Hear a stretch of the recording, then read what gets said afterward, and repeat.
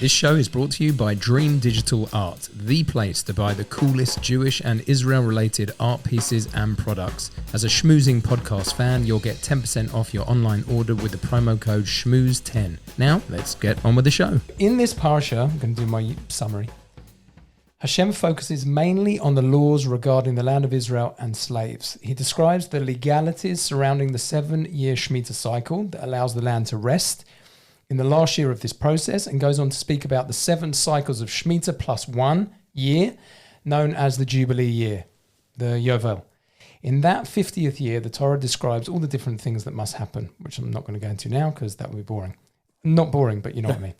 In amongst all of this, Hashem teaches us not to charge fellow Jews interest on loans, and the laws referring to Jewish slaves, it's very Yiddish, owned by non-Jews. It's kind of packed in there. It's kind of packed. It's very slave land orientated, very people orientated.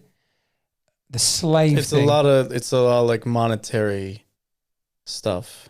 But also with Shemitah, it's like ownership. You're being mafkir, you're giving up ownership. It's a lot of like legal ownership issues. Isn't it amazing though? Like again, because we love Torah and whatever, but like they got into it. They got into like land and property and slaves and like society. Like nothing.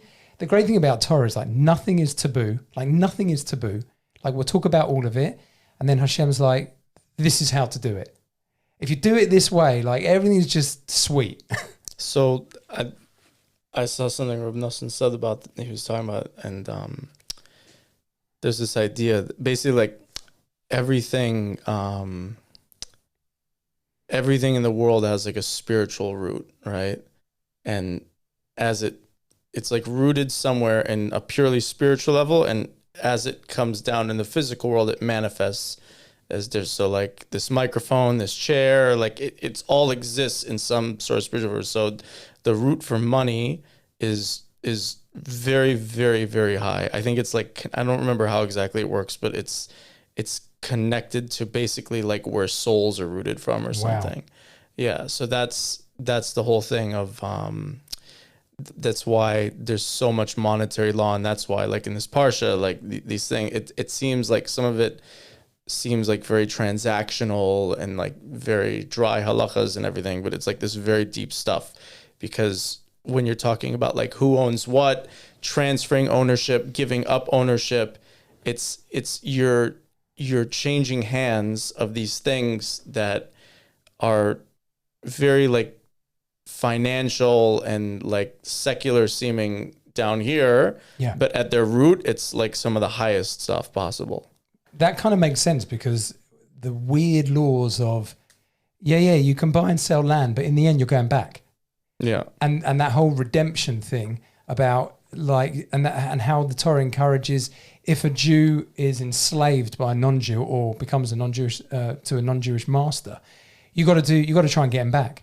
Like this redeem thing, redeem the land, go back to your ancestral place. Don't just let it, it's not hefker. So the ownership is tied in with like the person's, like the root of their soul. Yeah, exactly. So he says, Reb Nosson says, he says something about, with like the interest of, basically when someone is loaning out, taking these loans, that it's a pasuk in Mishlei that was it ish love eved le malve or something like that, right? The borrower is the slave to the lender. Okay. And he says that there's a rule in halacha, masha eved koneh habal koneh, right? So everything halachically, when someone's a slave, anything that they acquire, so then their master acquires it through them. Wow. Right? So he was talking about, again, like the roots of the neshamas, and basically when someone is taking money in a loan or something like that, so his neshama now gets rediverted to, and the shefa that's supposed to come down to him to the gets rediverted to the master, to whoever's loaning him the money. And or the lender in that case. Yeah. And so it's he becomes enslaved, and basically it's a really bad situation to be in. And it's because basically all the things that you're trying to accomplish and bring down in this world and all the shefa and everything, it's going to someone else. That's very interesting. There's a busha connected with it as well. And he was talking about why like the isser of loaning with interest is because when you take out the loan with the interest, it just gets bigger and bigger and bigger, and it's snowballing and everything, and you're driving that person's neshama deeper into this slavery that it's like under the reshut of someone else instead of being like an independent neshama. And the neshama needs to be free. And so you should try and like make the loan as easy as possible in order that you can help this person to get, and he talks about like there's a halacha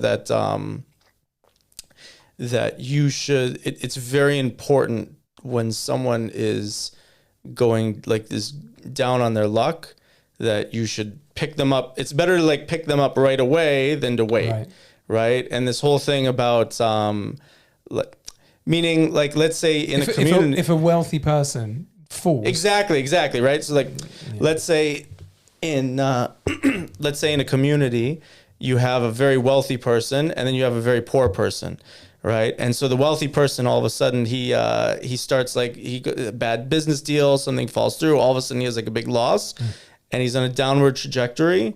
Sometimes the halacha prefers that you help that guy before helping the poor guy, and so you're like, well, I mean, the poor guy, like he's going hungry, right? Like this rich guy, okay, whatever, it's tough for him, but you know, up until now he's been doing pretty good. Like, shouldn't we help the guy who's been a misken this whole time? And he says, no, you want to, the halacha gives preference to picking up the guy who's falling, because you don't, like right now his neshama is free. You don't want it to fall into that like domain of slavery. So you want to try and rescue it and keep it from like falling into that pit. Wow, there's a real redemption thing in that. Like redeeming is a big deal. Put things in their proper place. It's like your mamish like saving him before he gets into this like danger zone. Even though like, meaning, let's say that there's this guy who mamish has nothing, right? And then you have the guy who's got $1 million and bad deal, real estate transaction fell through, whatever, and now he's down to like his last $1,000, right? And the other guy has $1, and he's only had $1 up until now, right? And so it's like, okay, like this guy, he just lost his $1 million, but he's still got $999 more than this guy. But no, you need to help him, because even though he has $1,000 more than the other guy, he still is in a greater danger in a certain way. I can imagine in that scenario, if the poor guy with the dollar, who's just always had it that way, if he knows these halachas and is down with it, he's running to help the rich man get back. If he's like a real yid, he's like, I know my place. I'm doing whatever I'm doing, but this guy needs my help to get him back to be the millionaire. So opposite to how the secular world looks at it, right? Yeah, it's kind amazing. I think it's kind of also like with paramedics, you need to treat, like when you arrive on the scene, God forbid, there's like a pagor or something, you have to assess who's the most dire first. And you have to like kind of assess the situation and okay, this guy looks like he's got an hour to live. This guy's got 10 minutes. We go to the 10 minutes guy first. Right. So the guy who's the ani, he's, you know, maybe got like some long-term ailment that is like a very serious ailment, but the guy who's got more money than him, but he's losing it. Yeah. So he's like the guy who's bleeding out right now. That's a great analogy. So what, did you prepare something specific? Yeah. So let's do it. Let's tell us what you got. Yeah. So I just had something with Pesach Sheini's coming up, right? And today it's kind of like a weird thing because we don't bring the korban Pesach, so most people don't even like make a thing out of Pesach Sheini, right? Yeah. There's an Indian eat matzahs. I heard there's like some admors who do a tish or something like that, but like no one like really does anything for it. But at its roots, it's this like really powerful thing. Oh yeah. Because basically what happened with it, like, so what's the background to Pesach Sheini? Yeah. So basically Moshe Rabbeinu is giving over the halachas of the Korban Pesach. And then it says these guys come to him. I'll see the line they use here. Basically these guys come and they were tameh. They were ritually impure. It's not this week's parasha though. It's It's in Bamidbar. It's in Ba'alotcha. Yeah. So which is also coming up soon. Yeah. So they were ritually impure because they had been dealing with a dead body. It's really interesting because I had always thought that they were carrying Yosef. They were carrying his coffin. Mm-hmm. And like sources talk about this. It's like even the 𝗨𝗦𝗕𝗦𝗕, he had something interesting in here where he says that it's he says here anashim asher hayu tmeim lenefesh adam. He says his gematria elu shayu nosim arono shel Yosef. Right, it's the same gematria as saying like these were the ones who were carrying Yosef's coffin. So it's not like nothing, but it's weird because the Gemara that there's two Gemaras. There's one Gemara in Sukkah, maybe more. There's a Gemara in Sukkah, and then there's a Midrash and a Sifri that talk about it, and they get into this whole discussion about was it really Yosef? And they said that it couldn't have been that because what's their excuse? Because they're encamped, so they would have had time to purify themselves and get the red heifer, blah blah blah, whatever. And so they said maybe it was Nadav and Avihu, and they said no, because Nadav and Avihu died on Rosh Chodesh Nisan, right? So they still had enough time before Pesach. You need like the whole week to be matar yourself, whatever. So they would also have time. So then the Midrash and the Gemara both say it's like basically the same discussion. And they both say, no, it must have been that it was a mace mitzvah and it happened like right before Pesach. So that's why they didn't have time to purify themselves. So it's halachically, the way the halachic discussion comes out, it wasn't Yosef, but there are like sources that it was connected to Yosef and tzadik. They were carrying his bones. He was there the whole time, right? In the midbar. Yeah. They would carry him next to the 𝗨𝗥𝗜𝗦𝗕𝗬, the aron of the 𝗨𝗥𝗜𝗬𝗬. Wow. And there's a chazal that some goyim saw them being carried together, and they said it's really beautiful. I love the whole thing about Arono Shel because I love Kever tzadikim, and it's like it was like this portable Kever tzadik that like traveled with them wherever they went, all 40 years. Right. So it's like this, They were all around it, yeah. How did that work with the Kohanim though? I mean, no, so it was the Levim who carried the Levim carried everything. Right. So the Kohanim, they would set up, and then the Kohanim would do the avoda in the Mishkan once he said, but I don't think I can't remember exactly. There might have been some Kohanim that were involved a little bit when they would take it apart, but I think it was basically the Levim carrying everything. Right. So I don't know exactly what the story is, because there are like the 𝗨𝗦𝗕𝗦𝗧's bringing it, and there are like other sources that bring that. Like, so there is some halachically, the halachic discussion that says like, no, it's not that. But there are like other sources that are they're saying it was connected to Yosef tzadik. But basically they're tameh, and so they can't bring the korban Pesach, and so they come to Moshe Rabbeinu, and it says here, it's just beautiful. It says, V'yomer anashim ha'ema elav, anachnu tmeim lenefesh adam, right? They said we're ritually impure because of carrying a dead body. It says, Lamen nigra levilti ikriv et korban Hashem, right? Why should we be, pushed off? Why should we be discounted from being able to bring this korban of Hashem? And so then Moshe Rabbeinu says, yeah, it's a good question. Let me talk to Hashem about it. And then Hashem reveals the whole idea of Pesach Sheini, that, anyone who's tameh, and, it's an onus, they're tameh, they were too far away, right? Those are the two things. Either due to circumstances beyond your control, you were tameh, or you were too far away when it was time to bring the Korban Pesach, so then you get a second chance a month later. Right. So... but you don't have to clean your house. Yeah, exactly. Right. You don't have to go through the whole Pesach thing. The women are happier. It's just like, okay, just eat matzah, basically. No. You have to go around the first. Meaning, there's still the Isser Chametz. Right. You still have the Isser Chametz, but on Pesach, but you get to connect to that Korban Pesach, and Rashi says there that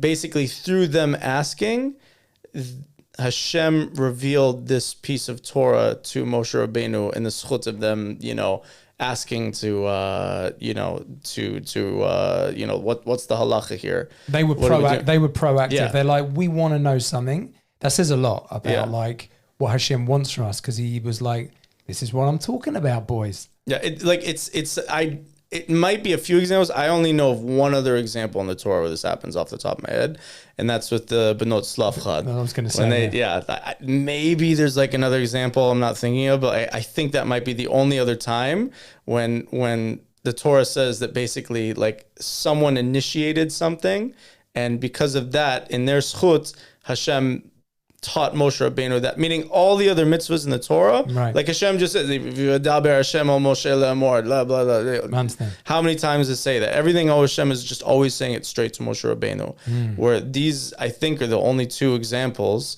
where basically it specifically says, no, there's this incident with these people, and they have this yearning, and because of their yearning, so then Hashem specifically teaches Moshe Rabbeinu the halacha because of them.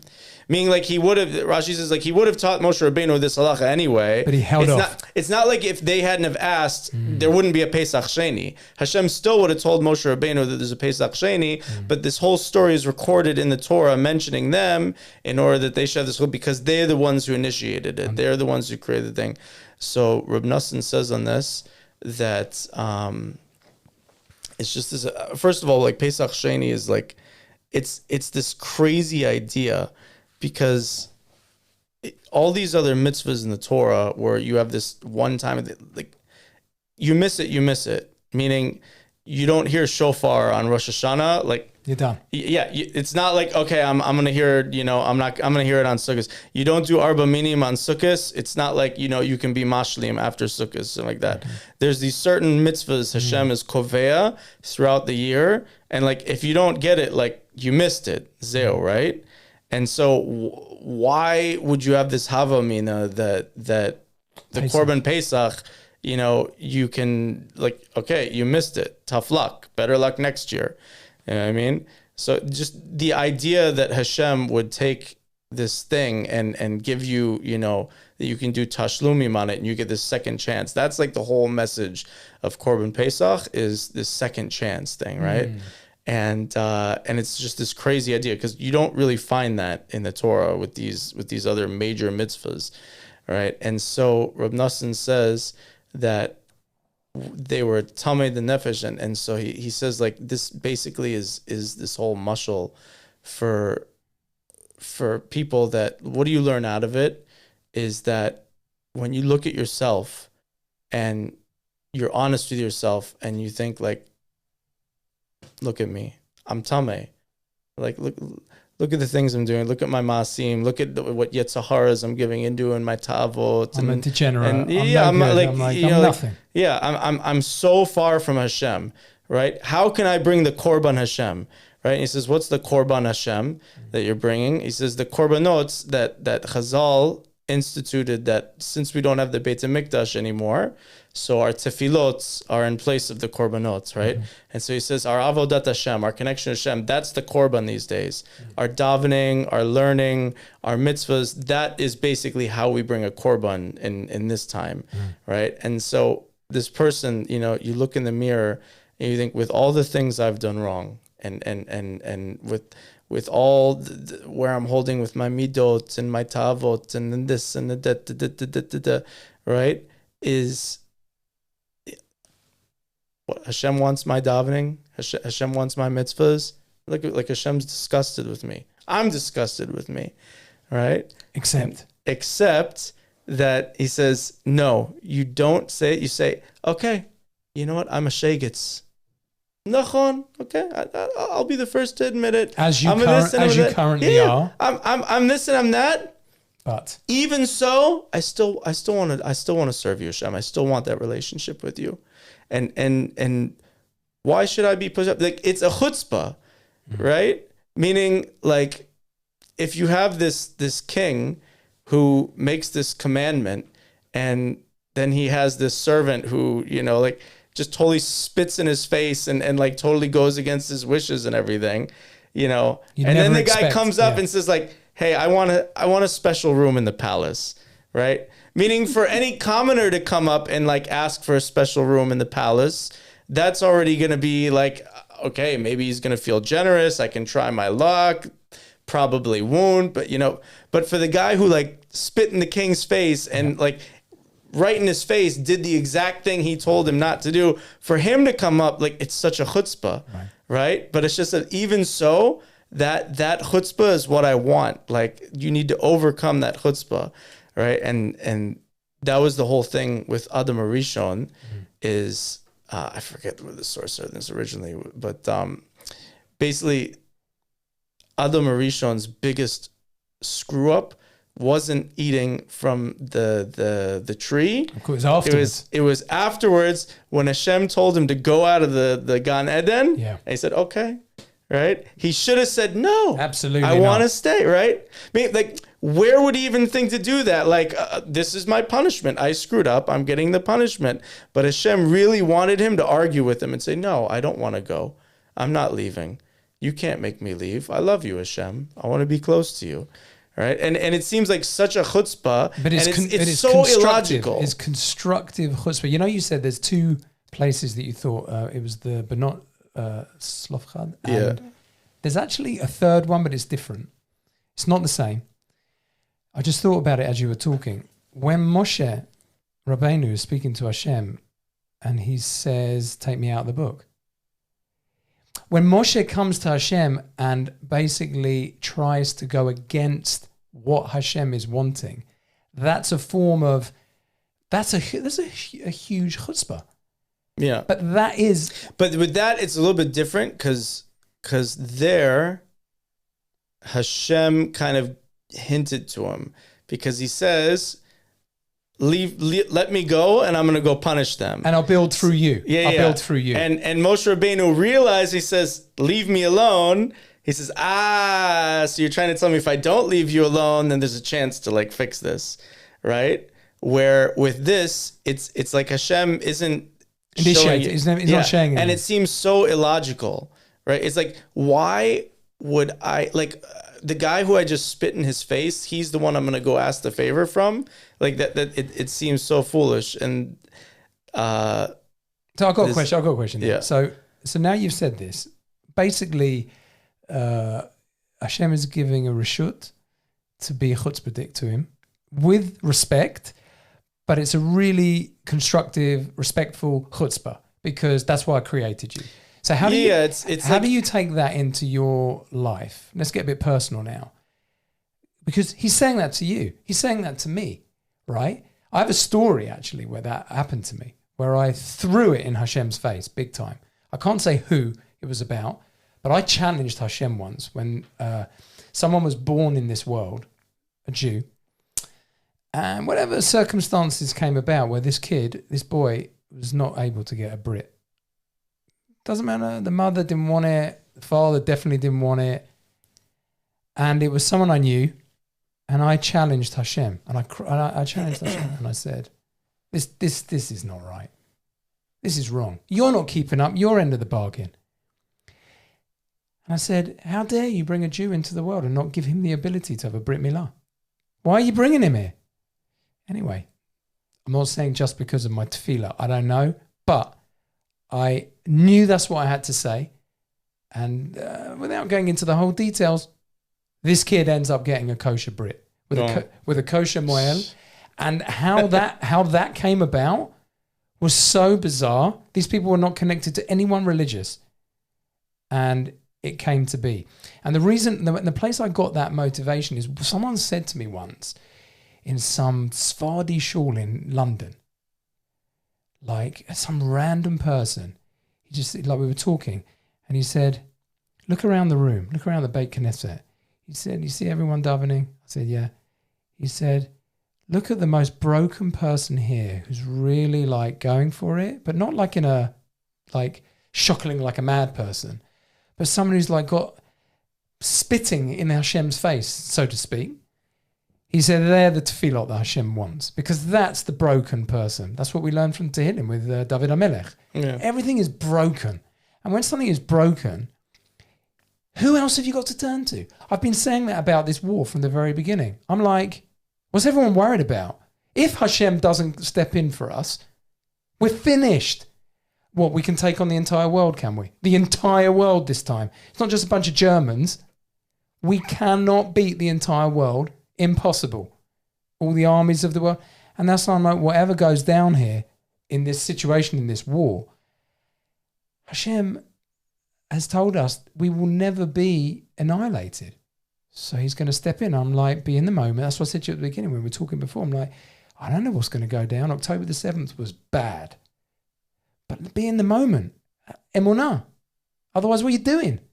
That's how I relate to it. You've got to be able to respectfully spit in Hashem's face, like you're saying, but because you're desiring relationship and you're desiring correctness in the world. Yeah, so it like the story you said with when you're davening for this kids have the Brit Milah. So that's the whole thing is that's what Hashem loves is this thing about like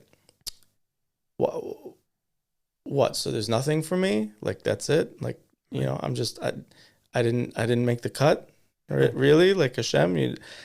So with Kayin, he going back to the thing with Adam Rishon, similar thing, right? Yeah. So Kayin, he just made the first murder in the entire world, right? And I've always like Chazal says that it is so sad that.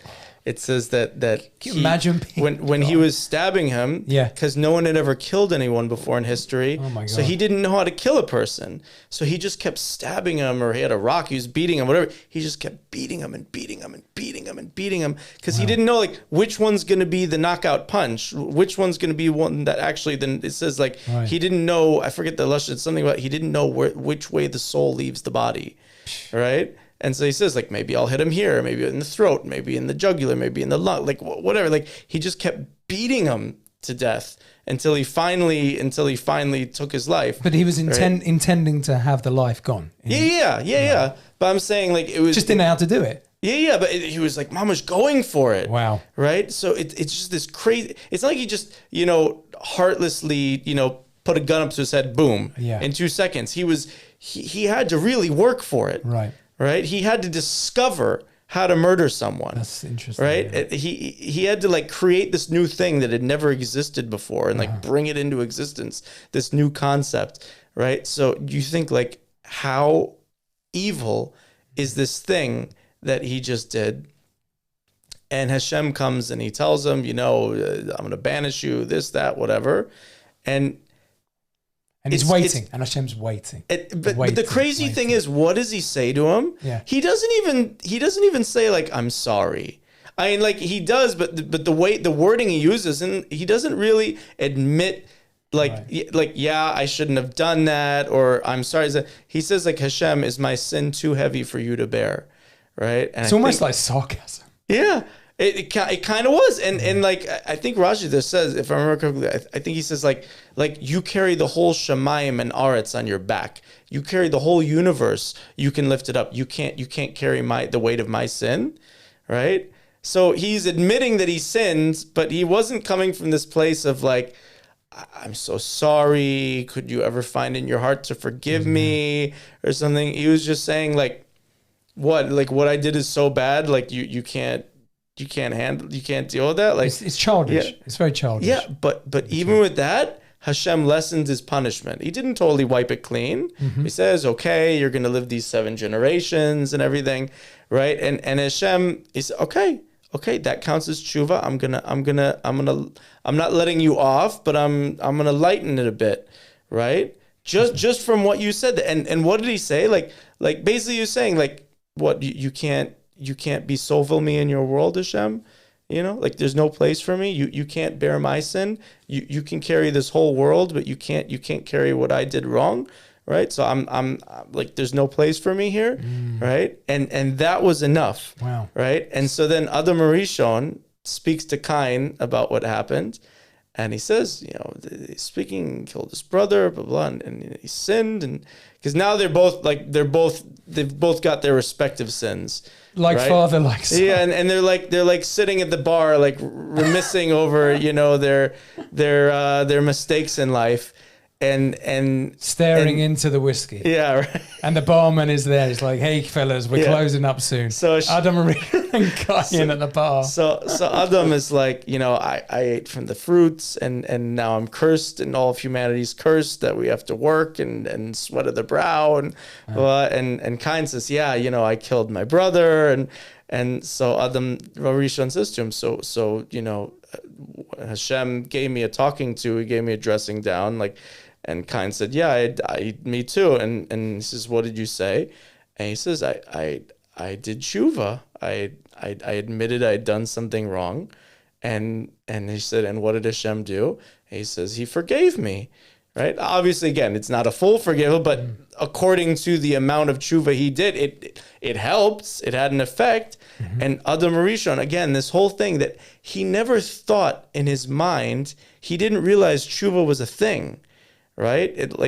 It's crazy because apparently he knew the whole Torah and he was teaching the Malachim Torah. Adam Rishon, yeah. He's still at that point at the bar, as they're about to close. So I don't quite understand how that works. Right. But somehow he didn't know about tshuva and he didn't know about the power of tshuva. Maybe he just didn't, maybe he knew intellectually, but he just emotionally, he didn't chop in his heart I thought it was the opposite. I thought he knew about tshuva. And that's why he sinned, because he would become greater because of it, he'd become closer to Hashem because of it. That was always my understanding, that Adam Rishon is like, I'm not listening to you. I'm going to eat this thing that you said is forbidden because I want to get closer to you. That's how I always understood it. It could be, but I'm talking specifically in the whole idea that Hashem gave him a punishment and he just accepted the punishment. Right. That was specifically with that. Didn't answer back, you mean? Didn't come back with something. He didn't try and defend himself. He didn't try and fix it. He just said, okay, if that's what it is, that's what it is. That's the way it is. I guess I gotta go. Bye. Right? And so when he heard that Kayin told him, I did Teshuvah and Hashem gave me some forgiveness, and Adam said, wait, what? I didn't know you could do that. I didn't know that was an option. Right?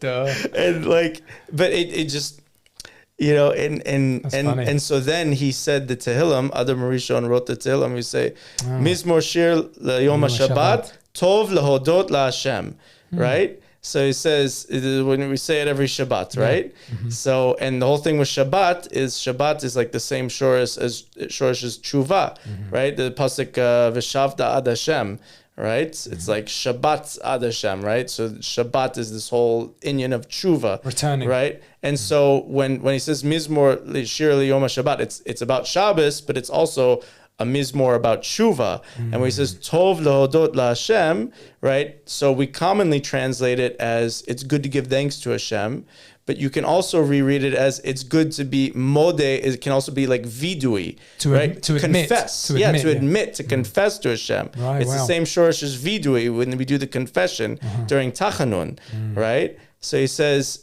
Mizmor Shir Yom HaShabbat, the day of Teshuvah, right? Tov lo, it's good to confess to Hashem. It's good to admit you did wrong and to do Teshuvah, right? Because he was so inspired that he found oh my God, there's this thing called Teshuvah, right? Right. Because it's. Why didn't he do more Teshuvah then? The obvious thing is. No, he did after. He did more?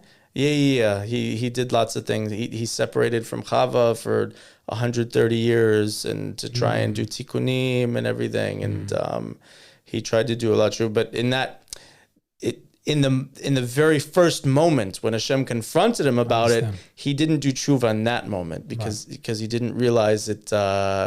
He didn't realize that it was an option. Yeah. That's interesting. That's an interesting way of looking at it. It kind of makes what Yehuda did even bigger when you talk about it. He's the character in the Torah that was Mr. Teshuvah. He was it's why David HaMelech comes in Mashiach, but it's such a big deal. We should never take for granted the power that's needed within a person. And Yehuda is the same shorish. His name again, Lehodot, Yehuda. Right? It's that same thing, being modeh. Right. And but people find it really hard. It's so weird. Just admit. It's okay. that's very hard for people because it's such a like, oh no, I've got to basically admit my shame. I played it wrong. But no, but that's the point. If you can do that, then you're a real Adam. Then you're a real Adam. It's when again, a part of it is that like Adam Arishon, we repeat the same thing because we don't have the ability to fix things. Right. Teshuvah is crazy because Teshuvah is like a time machine, basically, because it's like you broke something, and it's like I can go back in time and fix it, right? And there's these, like, I remember this beautiful share of Wallerstein, Alav Shalom, that he was talking about Teshuvah of Yira versus Teshuvah of Ava. And he says that he brought up a thing when he was a kid. He went to the store and he got the Cracker Jacks thing, right? To get the prize. And I guess back then the Cracker Jacks weren't kosher or something, whatever it was. And I heard this story. Yeah. So he said the whole thing about like, when I get after 120, I'm going to get to the next world and they're going to show me a videotape of my whole life, including that moment when I went and ate the Cracker Jacks, right? The treif Cracker Jacks. And he says, now if I do Teshuvah Meira, right? So it's Teshuvah, it works. It erases the sin, right? But basically, they're gonna have a whole like group screening of my life, and everyone's gonna be sitting around watching the TV screen, and you're gonna see me walking into the store, you're gonna see me buying the Cracker Jacks thing, you're gonna see me reaching in, putting it up to my mouth, and then all of a sudden the screen goes blank. And then a minute later, like the movie comes back on again. So you don't see me doing it, but everyone's gonna be like, like what was that, right? Where he says, if I do Teshuvah from Ava, right. So you're gonna see me go into the store, you're gonna see me get the Cracker Jacks put up to my mouth, and then you're gonna see me put it down and start reading Tehillim or something like that, right? Or something like that. But it's this whole thing of like it's so hard to understand because like you ate the Cracker Jacks. Yeah. How can you change that? It happened. Right.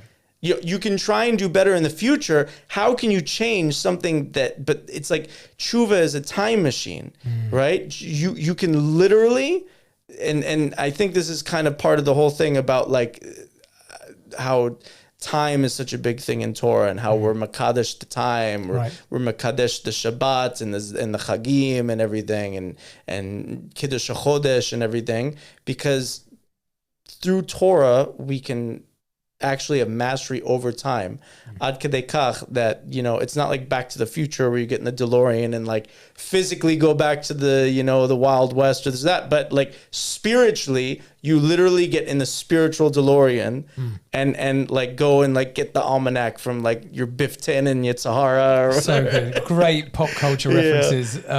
You change reality. Yeah.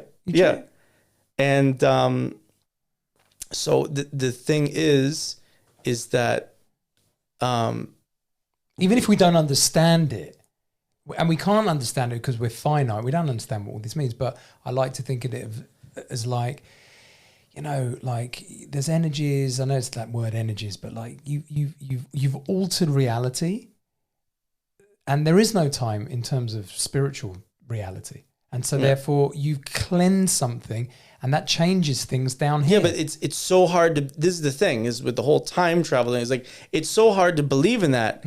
Cause like, I know, I still know in my mind, I ate the Cracker Jack, right? So like in Shemaim, if I mamish did Teshuvah, in Shemaim, I didn't need it, right? But in my mind, I remember doing it. It's a memory in my brain. So it's like, it's so illogical. And I think that's the whole thing. And I think that's why, like, I think that, I don't think I mean, part of it could be like a gaiva thing of like, we don't want to humble ourselves. But I think part of it is just, it's so hard to believe that something like this actually works, right? That's the whole thing, is because like, what kind of game are we playing here? I know I did it. Hashem knows I did it. Oh, we're just going to like, erase, we're going to go back and edit the tape, but yes, that's the whole thing. And that's Pesach Sheini, right? Hashem says, I'm giving you a second chance, right? And it's beautiful because it's what were the two tnaim, right? If you're tameh or if you're rachok, you're too far away. So it's like, and Rab Nosson talking about, like, if you're tameh in the way you're acting, you're just mamish, like the most, even if you're the most tameh, disgusting shegitz that you're rachok, but they're like, you're so far away. You're so far from Hashem, right? That's very nice. I'm so impure. I'm so far from Hashem. There's no way I can come back. No way I can come back. But even so, you say, even with all the things I've done wrong, Hashem, there's no chance. There's no chance. Like, and showing that desire, Hashem says, that's it. Even though Pesach happened already, you get another Pesach. You get this, like, this whole redo, and you get to totally reset the clock.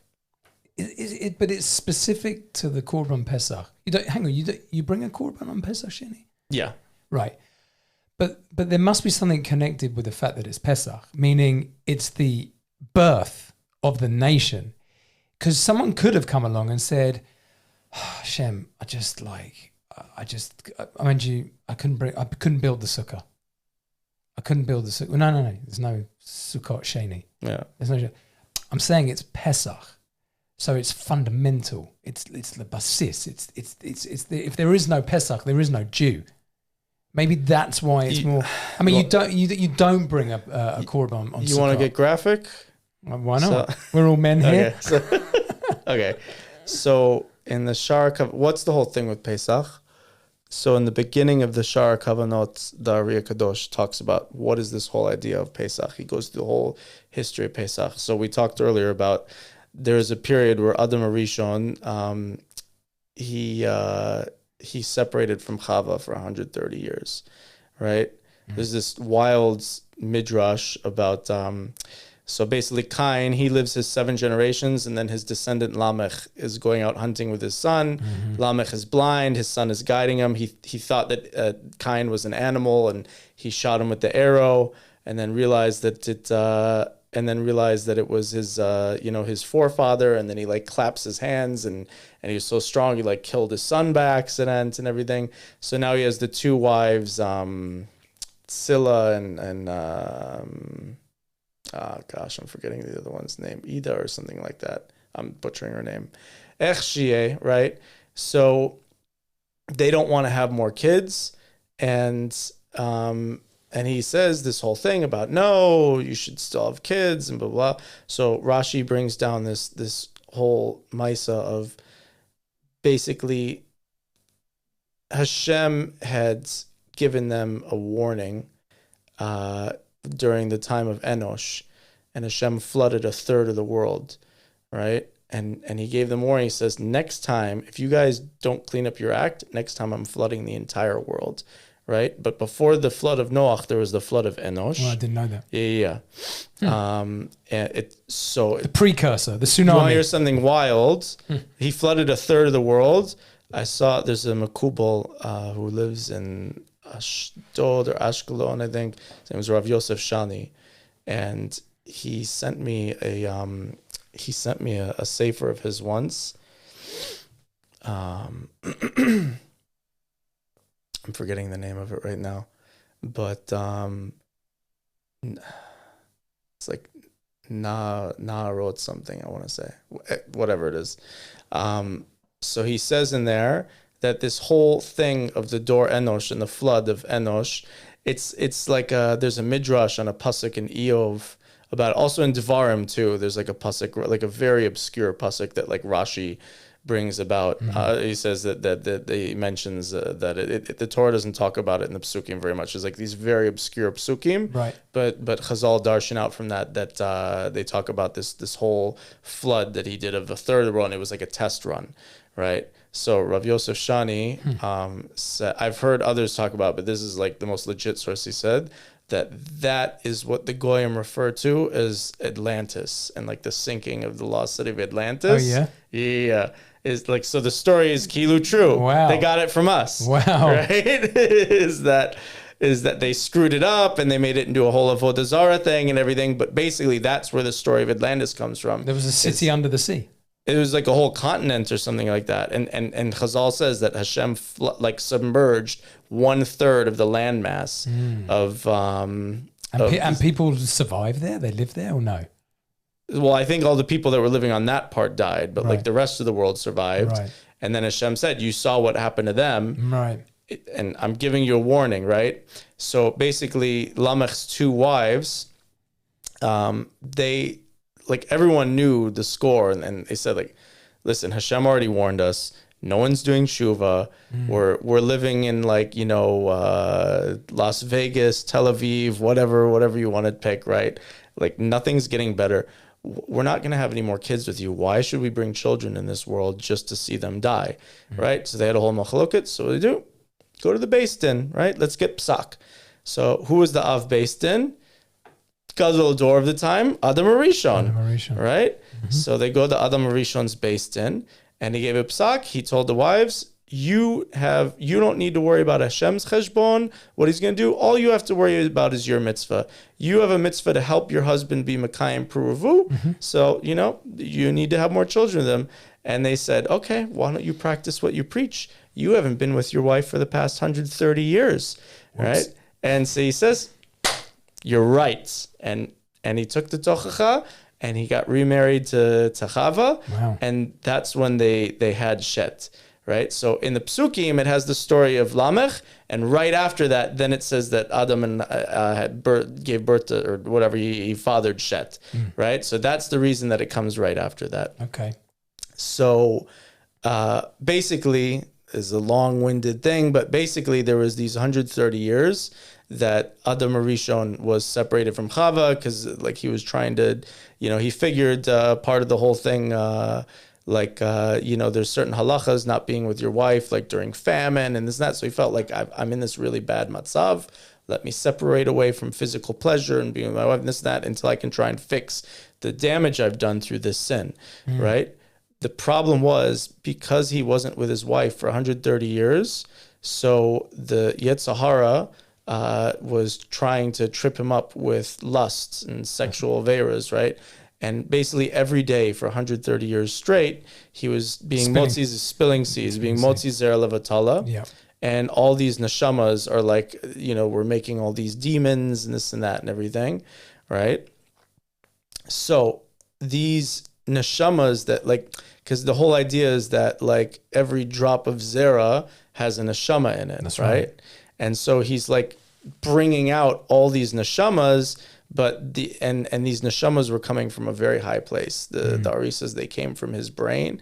Or basically, like the Zohar brings down that, like, I don't know if this is a physical thing or it's just purely spiritual, but basically the Zera originates in the brain. That's right. Right? I believe it's true, physically. Yeah. I mean, listen, the most simple thing is the man, like, gets physically aroused through his thoughts, first of all. Of course. Right? And that's, like, what initiates the whole act. So if you want to say that, if you want to say there's even further some chemical thing, you want to say spirit, whatever. So the zera is originally the brain. So he's got these parts of, like, the highest, most, you know, holiest place in his brain coming out and just going straight into the tuma, right? And so he's got all these neshamas for 130 years straight. They need a tikkun because they weren't born into proper bodies. And they came from this holy place in Shemayim, and now they're just, like, sitting in the toilet, right? And so Hashem wanted to clean these neshamas off. So he first tried with, I can't remember if the Dor Enosh was involved in it, but at the very least with the Dor Mabul, right? So he tried to purify them then. They didn't do Teshuvah. They got reincarnated in the generation of the Dor Flugga, the Tower of Babel, right? That's right. Screwed things up there. And they got, like, a few go-arounds until finally they ended up in Mitzrayim, which was, like, the lowest place, right? And that's when they finally got their tikkun. And so it... Hang on, these neshamas were... Jewish. They ended up becoming Am Yisrael, yeah. Exactly. So that's what I'm saying. Like, they came from even though you think, like, also with the Anshe Sdom also. That's I think right. they were tied. So the Anshe Sdom and Avram Avinu. You think like these horrible things, but like the problem was, why were they doing such horrible averas? Is because they came from such a high place. So they had all this huge spiritual potential, and it was feeding into the tuma. So you had this like huge battery pack, but you were putting the battery into like a tuma machine. So all that like electricity is high powering the tuma machine now. Yeah. And but they weren't connected directly to Avram Avinu's family, like the original 70 that went down. No, they were. So it was all. But is Avram considered one of them? Yeah, I mean, listen, I don't know how it works exactly with his neshama and like where the source of that was. Meaning, like the Ari says that Moshe Rabbeinu, like they're called the Dor Dea, that generation, right? And Dea is like connected to dot, so they come from like the sphere of dot, and so Moshe Rabbeinu was like he was like the essence of dots, where they were kind of like the leftover, whatever, like there's a panemius and a chitzonius, right? He was like the inner essence, and they were kind of like the shell and the outer aspect of it. So like how Avram Avinu, where exactly comes, so I don't know. I'm not such a bucky with that, but it basically the Ari says like it's not that they screwed. I mean, they weren't screwing up every time. Progress was being made, right? So, but it needed the final Torah. Yeah. The Torah was the real tikkun. Yeah. So he says like this. He says that basically it's like, it still is when you get gold out of the ground. So you have to refine it. Was it smelting it, I think, or something like that? Yeah. That you put in a crucible, because when you pull it out of the earth, it's mixed in. It's not like 24 karat. No, it's like it's full of very impurities. impure. It's full of impurities. Yeah. So you melt it down in a crucible or whatever, and you clean out some of the schmutz, and then it cools off and solidifies, and it's a bit more pure. But you can't purify it in one go. You have to melt it down again and again and again. And each time you're cleaning it off until finally you've got all the impurities out, but you never get it on the first go. So each time it was a seeming failure, but actual progress was getting made. It's just you couldn't do it all in one shot. So once we got down to Mitzrayim, that's finally when it was enough of a purification process that, okay, now we're ready to get the last bit of schmutz out and make an Am Yisrael out of these neshamas, right? And he says that's why Yaakov Avinu was 130 years old when he went down to Mitzrayim, because he was a Gilgul of Adam Arishon, and that 130 years was connected to the 130 years he was separated from his wife. He did a tikkun on that. Now you're ready to redeem these neshamas. Wow. You're ready to go into the heart of the tuma and pull them out. And so you asked, like, why are we getting into this whole thing? She's asking, like, what's special about Pesach is that the whole reason that we have Pesach, the whole reason we went down to Mitzrayim and came out was a Teshuvah process, right? It was that there were these very holy neshamas, and they fell into a very low place, and Pesach represents this Teshuvah, this whole long drawn out process of doing Teshuvah until you can pull them back into a good place. Maybe that's part of the reason why with Pesach Sheini, that according to the opinion that they were carrying Yosef 𝗦𝗦𝗧, right? It's like, I'm doing this holy thing. I'm carrying the Kever of Yosef 𝗦𝗧, right? And I'm honoring Yosef 𝗦𝗧, and I'm connecting to the holiest person in the entire world, right? And but becoming tamei. But it made me like so tamei in the process. But I couldn't bring the Korban Pesach. So that's the whole thing with Pesach is like you have these neshamas that were coming from like the dot of Adam Arishon. They're coming from the holiest place, right? But they're so tamei, even though they're so holy, they're so tamei, right? And you're trying to fix them out, and that's the whole thing with Pesach Sheini. According to this whole thing that was Yosef is like. You're so holy, but you've just been put in this matzav where you're like so tamei and you're so far away, right? And you've just got to like just ask Hashem and just express that yearning to come back.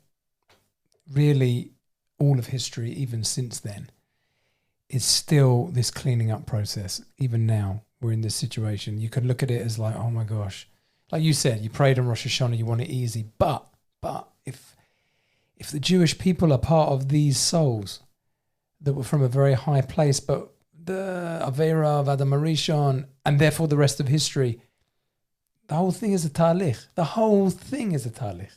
So what we're in now, we're like, that's why at the end of the day, if you're a Jew, you'd be like, I don't know what's going on, but I know the bigger picture is we're part of something big. Nothing makes sense. Look at the world now. Come on. I mean, look at the world. It just doesn't make sense. We are so like, if it was a normative situation, if we just had a pretty solid secular head on our shoulders, we'd say, these people are finished. These people are dead meat. Yeah. But it's like, it just doesn't happen because Hashem's like, no. They've got a job to do. And this is strain. This is stress. This is tension. This is pressure. Let's see how they do. Because let's be honest, we always react. The Jewish people always react well in situations like this. Like you said, it somehow kind of purifies us. And then we got like protests happening like outside the Knesset and all these other crazy things. That you're like, okay, things get crazy. That's why we can't. There's never a black and white answer to these things, even if you want it to be.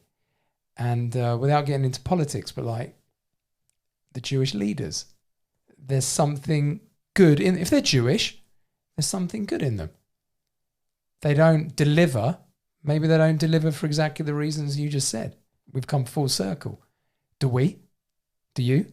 So we were talking about 𝗚𝗥𝗜𝗦𝗕𝗬 Mashiach before, and he brings from the Gra that the Erev Rav.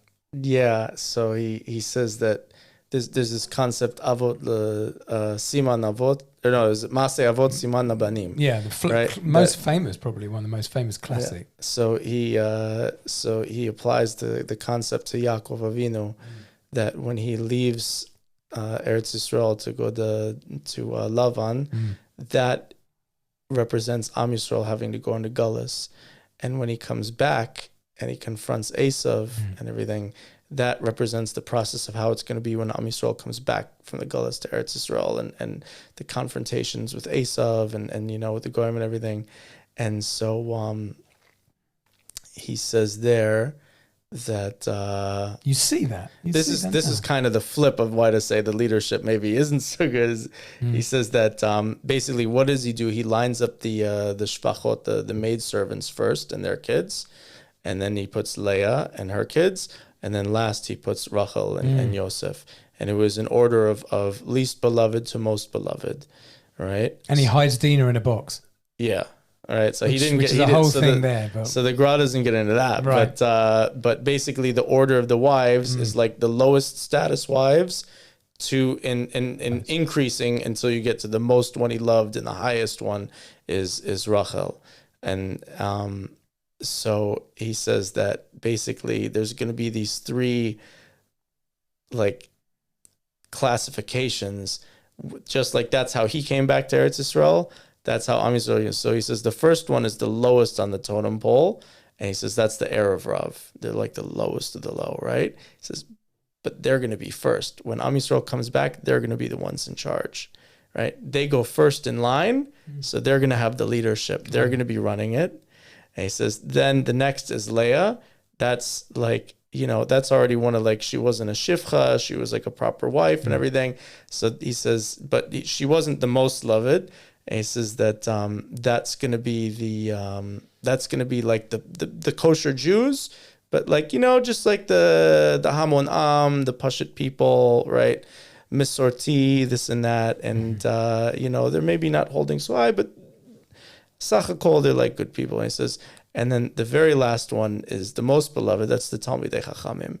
So he says they're the very last. They're at the bottom of the totem pole. They're the ones that everyone is gonna, spit on. And you're a bunch of parasites. And you don't go to the army, and you don't work, and and you're ruining this country, and everything, right? And so he says that's the whole process that we're coming from. That's how it's gonna be, and we see it like playing out right now. I mean, I take a few parts of that. I mean, I'm not sure the army part because I'm not on that page. I think the army part is a big deal personally, but But I do understand, like, it's a process. It's all a process. And, we got brought back. Medina Israel, to me, since becoming religious, as opposed to when I was secular, when I was not religious, always loved it. Always loved the idea of it. Just emotionally and whatever. But, when you become religious, you're like, okay, so what is this thing? It's clearly not the end. A religious person can't say this is it, we've arrived. And I don't see it that way. But do I see it as important? I see it as so important and crucial to invest into with, care. But you have to raise it up. My mother-in-law, so her family came from Morocco. And back in Morocco, they were totally from whatever. Big family. They came here and just spiritually decimated. She's the only one that keeps Shabbos now out of like 11 kids. I mean, it's whatever. Some of them are like nifter already, whatever. But and she herself, whatever, she had to go through a whole Teshuvah process and this and that. But like spiritually speaking, family's wiped out, and they're not the exception. No, they're real. And so my wife asked one time, she's like, "What happened? Like you guys were so frum in Morocco." And that's 𝗠𝗢𝗦𝗕𝗬, and then you came here and all of a sudden everyone's dropping like flies. And she says, no, just we got here and everyone said, okay, this Medina is the Mashiach you've been waiting for. Like this state, this is the Mashiach, and you don't need all that religion stuff anymore and everything. Like this is what you want. So when I was becoming frum, I came from like totally non-religious background. And I didn't know nothing about nothing. And so I came on a birthright trip when I was first in university, and I fell in love with Eretz Yisrael like immediately. The first time when I came on that trip, I was like, wow, I really like this place. And then I came on another like student trip like a couple years later, and that trip, I'm like, I could kind of see myself living here. And then I came on a third trip to like spend like the summer in yeshiva. And then I'm like, okay, I'm like, that's it. This is where I'm going to be. But when I first initially got exposed to Eretz Yisrael, like I didn't know anything. So like, I didn't know the difference, like Medinat Yisrael, Eretz Yisrael. It all just like seemed like the same thing for me. And then I think it was 2005, was the disengagement. And I was like so confused, because you see these Jews getting like good from Jews and like just brave Jews and that getting dragged, kicking and screaming out of their houses by Israeli soldiers. Right. I read this, such a sad story that there was this one girl who had been she'd been a soldier at the time. She took part in the disengagement. She's like, I was 18 years old at the time. Like, I didn't know. I was doing what I was told. Following orders. Following orders. And not only that, they told us we were doing something really good and we're going to be saving the country and this is going to be a good thing and blah, blah, blah. And she says, like, a few years down the road, like, I have such regret for it. And she was asking mechila from all these people that she helped kick out of their house. And there was this one Ethiopian guy who said, I grew up in some village in Africa and we lived in like some hut, like, whatever, in the middle of Africa, right? We came to Israel. We lived in some like transit camp, some like tent city or something like that. He says, I ended up moving to Gush Katif. He says, when I was in Gush Katif, it was the first time in my life that I ever had my own house, right? I lived in tents. I lived in huts. This is the first time in my life that I ever lived in my own house. And you took that away from me. I will never forgive you for that, ever. Right? So it was like such this painful thing.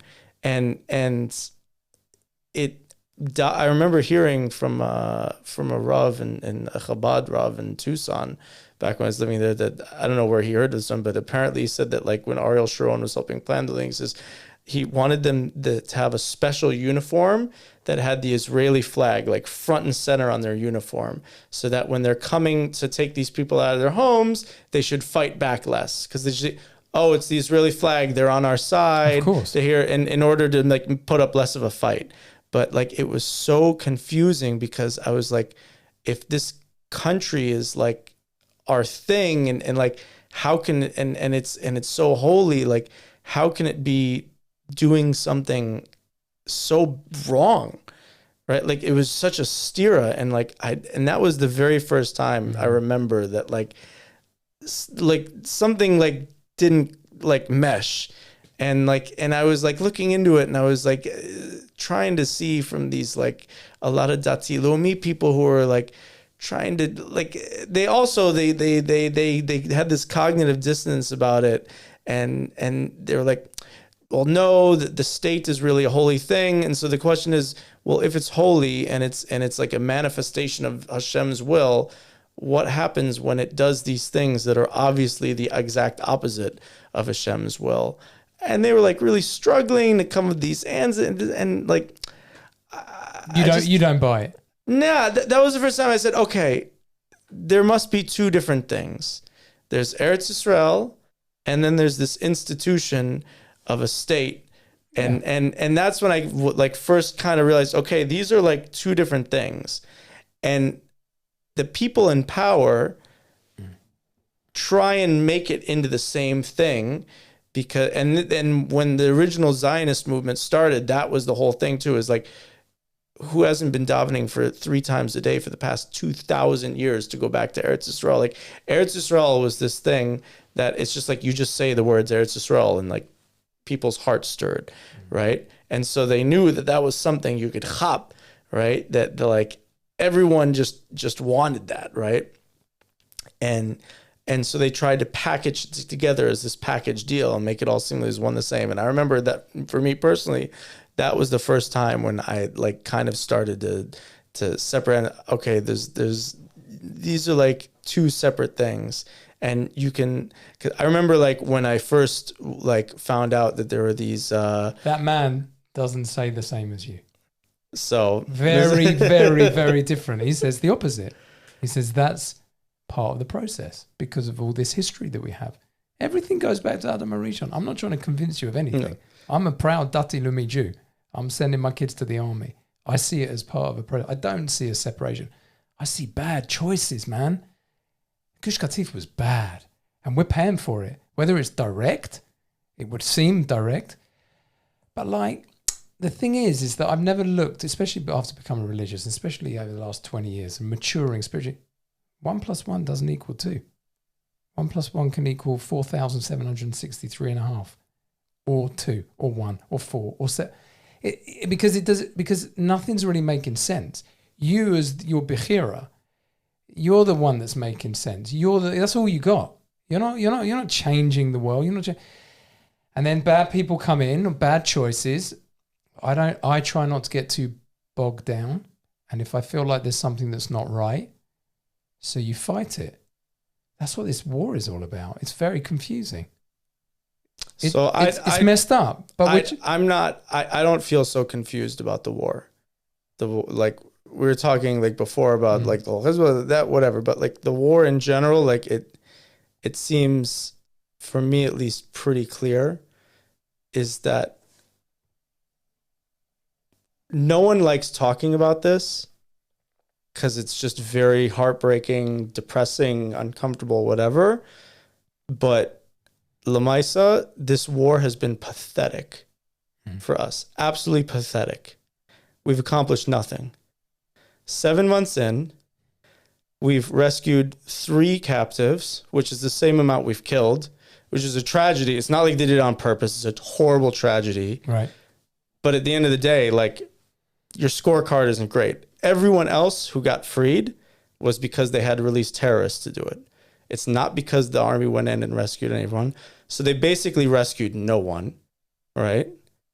They haven't killed Sinwar. They haven't killed the top dogs. As yet, yeah.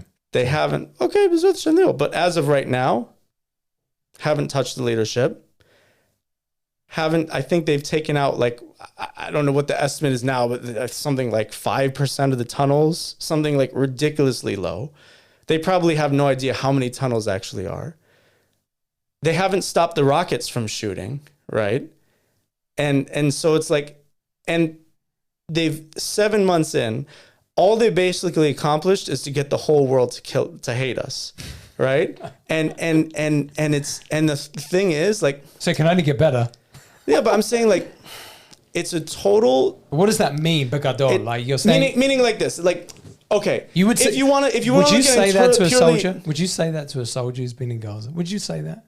Who's given up his life to protect? Yeah, I think that it's a horrible tragedy that as of right now, 230 something soldiers died for absolutely nothing. Absolutely nothing. But October the 7th happened. What are you going to do? Yeah, Sit but there I'm and saying- take it? I'm saying, like, they weren't able to stop it, No. right? And they haven't, and are they able to even stop it again? Like, they still can't stop the rock. Meaning, if we were to leave Gaza right now, what have we accomplished? Like, how are we any better than on October the 8th? That's why we can't leave. Right? That's why we But can't I'm saying, leave. like, okay, so maybe it'll, like, get better eventually. I hope so. But I'm saying, as of right now, over half a year in, if you were just to take a snapshot right now, 230 something soldiers dead, however many hundreds more missing limbs, PSTD and everything, The whole thing. PTSD, right? Yeah. For nothing. We've accomplished basically nothing, right? If this was another country, the war would have been over within a few days. No, but I was saying, if this was another country also, though, it's meaning, if you want to look at it in pure numbers, so we've killed, like, what, 10,000, 15,000 of their Whatever it is. soldiers, right? But that doesn't matter. We could kill 100,000 of their guys. If they're still left standing with even one guy at the end of the day, they'll declare victory. Because for them, they don't need to win. Correct. Winning for them is, you didn't destroy us completely. No. You couldn't, the big mighty IDF couldn't wipe out ragtag guys hiding underground with a bunch of RPGs and Kalashnikovs, with all your tanks and your drones and your FB whatever 35 bombers and your high-tech startup nation and your AI programs to target choosing and this and that. And we're just a bunch of, camel jockeys in an underground tunnel we dug by hand, right? And you couldn't get that. Will be like the biggest PR win for them. And they don't care if they lose hundreds of thousands, 1 million people. They don't care. Yeah. They could care less, right? Adarabba. They would rather, because then it gets the whole world on their side, right? So it doesn't matter that we've, like, killed tens of thousands of their guys, because they've still got tens of thousands more. And even if there's one guy left, they'll still claim victory, and then the movement will start all over again. Because they'll say, look, they won. That's winning for them. So they say they won. So let's keep going on this derech, because this is the winning derech, and let's do it again. And they've said, beferush, we're going to do it again, and we're going to do it again, and we're going to do it again, right? But hang on. If you take this argument to the nth degree, then you got to go back to 1948. You're standing there next to David Ben-Gurion, and you're like, this is what it's going to look like in 75 years, because you're a secular Jews and you're not connected with the Torah. So you're going to say to him, listen, don't do it. No state of Israel. Forget it. Back then, yeah, I would have. Because Okay. this is the whole thing. For me, I have this whole separation between, there's Medinat Yisrael and there's Eretz Yisrael. So I wouldn't have mind living, if this is like a thought exercise, obviously, because hypothetical. It's not, but hypothetically, let's say that the Arabs tomorrow, we said, okay, we're going to take down all the blue and white flags. You take over the Knesset. We're going to call it Medinat Palestine, right? And you can put up the Palestinian flag, and you're in charge. 𝗨𝗥𝗦𝗕𝗬, you don't kill us. We can still daven the way we want. We can still have, like, our own autonomy. We can raise our children the way we want. We can live religious lives. You're not going to kill us. You're not going to rape us. You're not going to this, that. But you control it, right? Why would they say yes to that? No, I'm saying that's why it's not practical. But I'm saying, hypothetically speaking, if that was a thing, 100%, I would have no problem with that whatsoever. If I could live in Eretz Yisrael and know that my family would be safe and we wouldn't be under physical threats or whatever, and we wouldn't be forced to convert to Islam or something, and I don't care if whose flag is there. I don't care who's running the country. It's not some big, because the land is what's holy. But wait, one second. But that wasn't the intention that the Torah has on the land. Hashem wants the Jews to run the land. Eventually, the question is when. Meaning there's a whole thing. But then you live in this hypothetical reality, and you're basically saying, I'm just going to wait. Yeah, so sometimes you have to wait. Meaning the whole thing with Avram and Lot, right? So they were shepherding, and they get in this whole, their shepherds get in this whole machloket. Yeah. Because Lot is letting, his shepherds are letting the animals graze on all this private land. And Avram says, well, you have to go to like Hefker land. You can't let them in. And he says, what are you talking about? God promised this land to Avraham. He doesn't have any kids. Lot is his inheritor. So the land belongs to Lot. So it's his land. What are you talking about? Not stealing anything. Right. And they said, no, he promised him eventually, but it's not right now.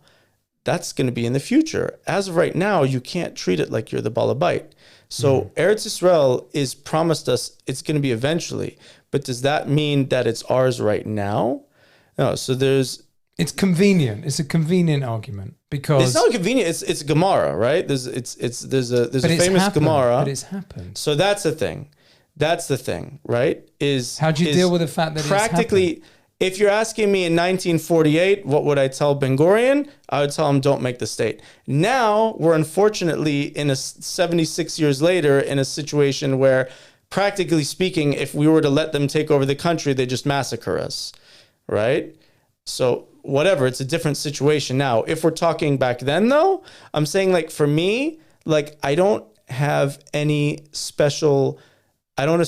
specialness to the fact that we've got a flag and we've got meaning like I live here, I pay taxes here, I follow the traffic laws, just like when I lived in America, I would pay taxes there, I would follow the traffic law, meaning you've got to have some government, right? Like people always say like, oh, well, what do you want? Like, if I had my way, I'd put it back to the British mandate. Like, right. The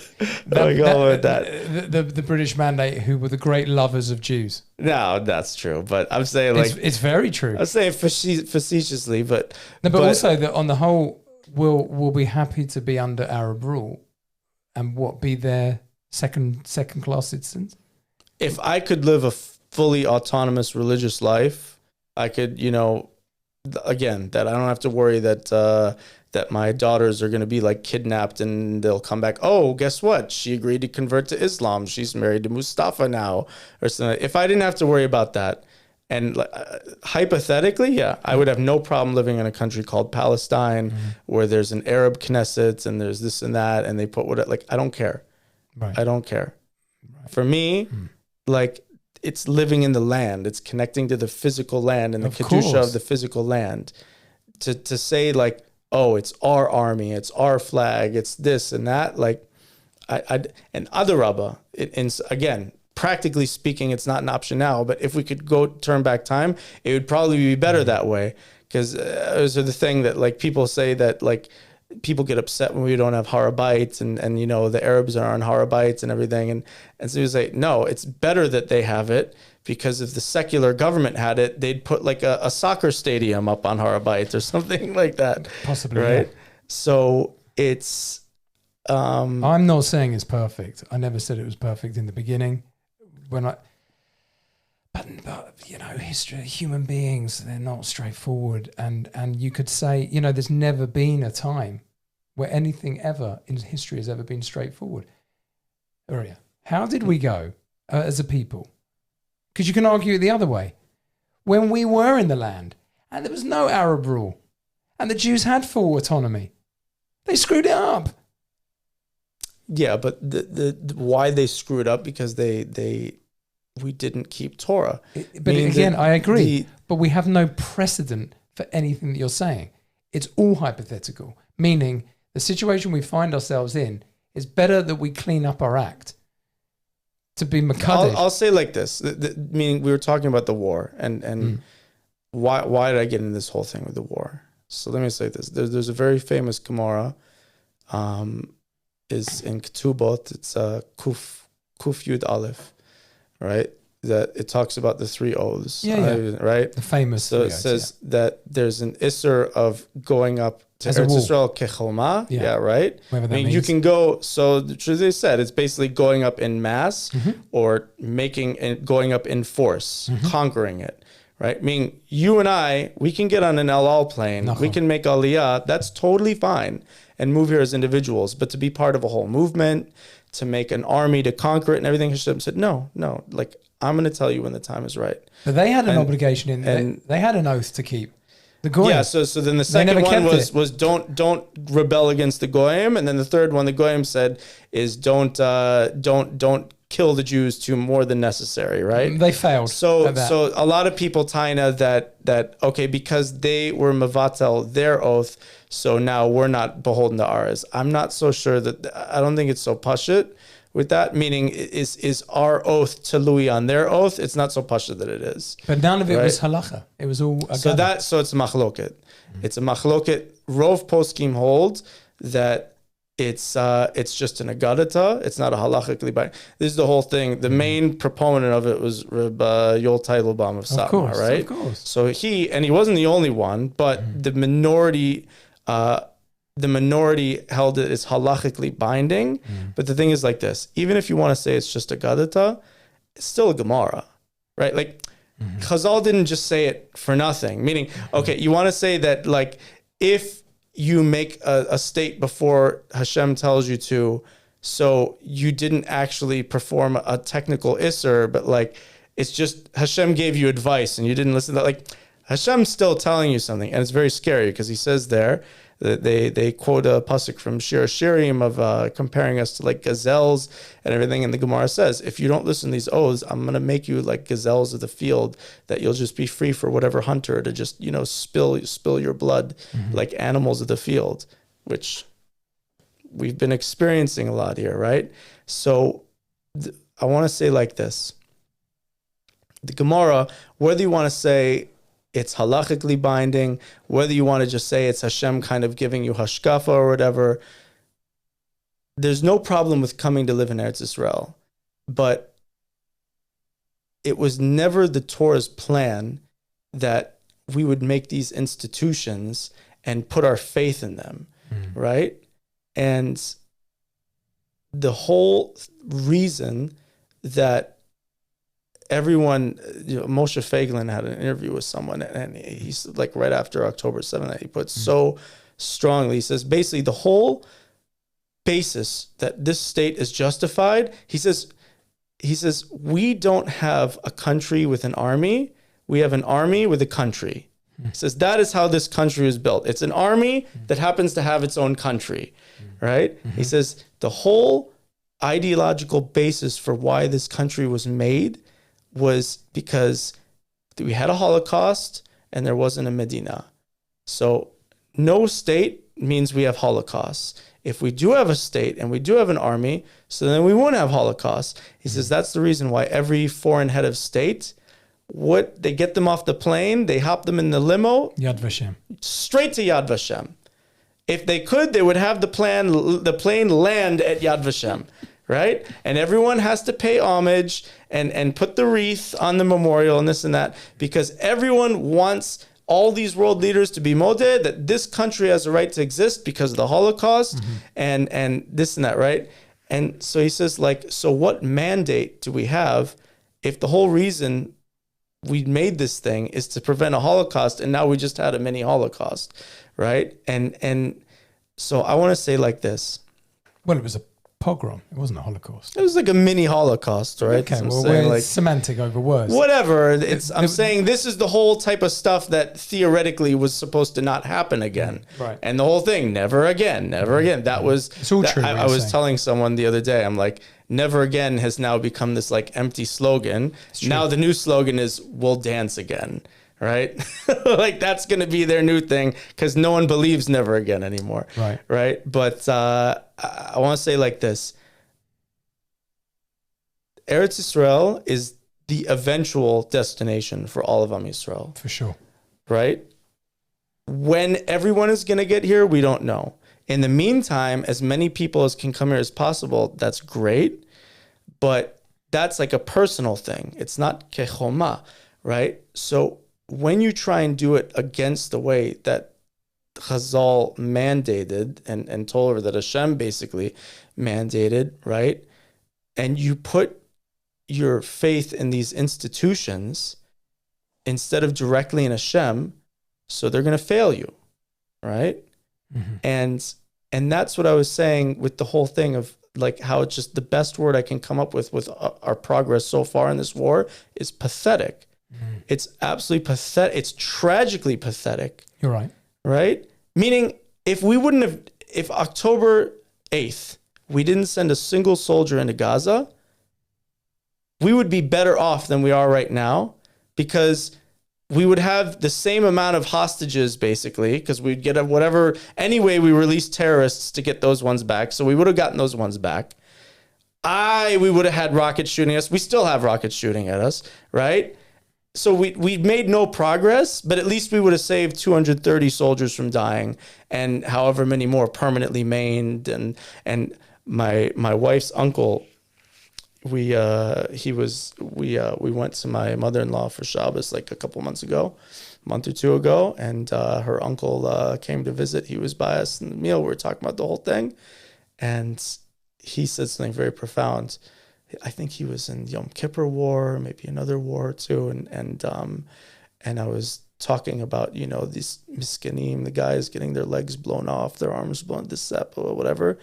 And he was talking about the PTSD, and he said that he would rather that he could have lost a limb than to suffer the mental anguish that he went through from the war that he was in, or multiple wars he was in. Right. From just the trauma of it and everything. He says he would much rather trade physical injury versus the mental. So I'm saying like it's crazy, and so it's not working. Right? It's not working. And we had this whole crazy situation leading up to this war, right? Where there was trying to get the society right. Yeah. And like 𝗷𝗢𝗢𝗦𝗕𝗬 that like people are hijacking tanks. Like what? And they're making these hafganot outside Rav Edelstein's house, and it like started off with this anti-Bibi thing, but then it morphed into this like crazy anti-religious thing and anti-Torah, and I feel like it seemed, and also like it culminated with right before October 7th on Yom Kippur, right, with that minyan in Tel Aviv when they like tore down the mechitza, right? And I just feel like listen, I'm not a Navi, but like, it just seems pretty clear that Hashem's like, okay, you want to tear down the mechitza? You want to tear down the barriers? Let's tear down some barriers. Let's tear down some walls. Let's see what happens when people go through walls that they're not supposed to go through, right? Okay, you want to rag on the people who follow the Derech Torah? And you want to say, and again, I was saying the whole thing about how they call them parasites with the army and this and that and everything. Like, you want to rag on them because they're not following the army lifestyle you want. I'll show you how successful your army is going to be without me. And I just want to say this. That's not to say that these people risking their life and limb in Gaza right now, that they're not the most incredibly brave people, and we need to love them and honor them, and this and that, and they're mamash the best of the best, that they're willing to sacrifice everything. But the institution of the army is a complete and utter failure. That's absolute failure. There's a lot to be said for that. Total glaring failure.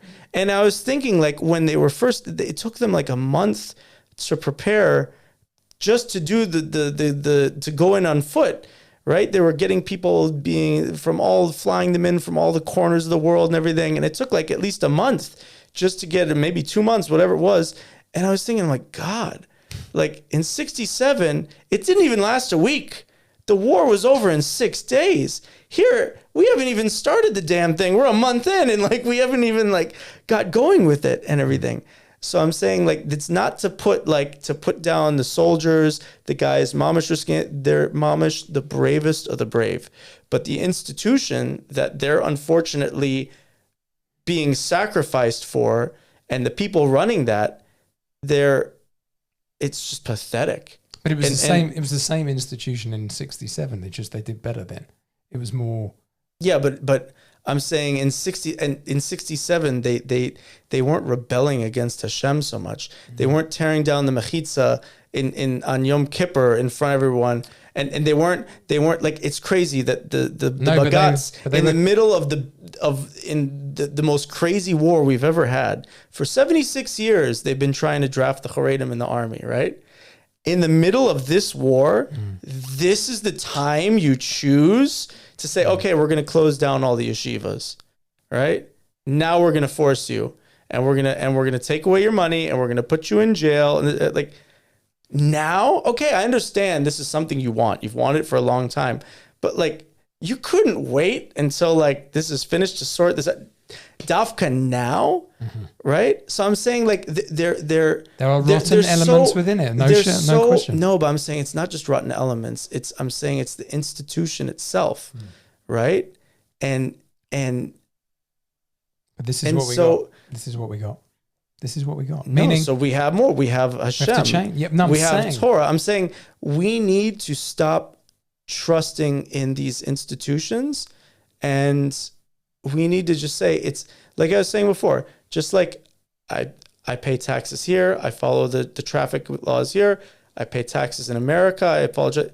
It's just a country at the end of the day. That's what I'm saying. Like the main, like, if Bibi Netanyahu or Esther Chayut or whoever it is wants to like say, you know, we need to do this, like, I could care less, right?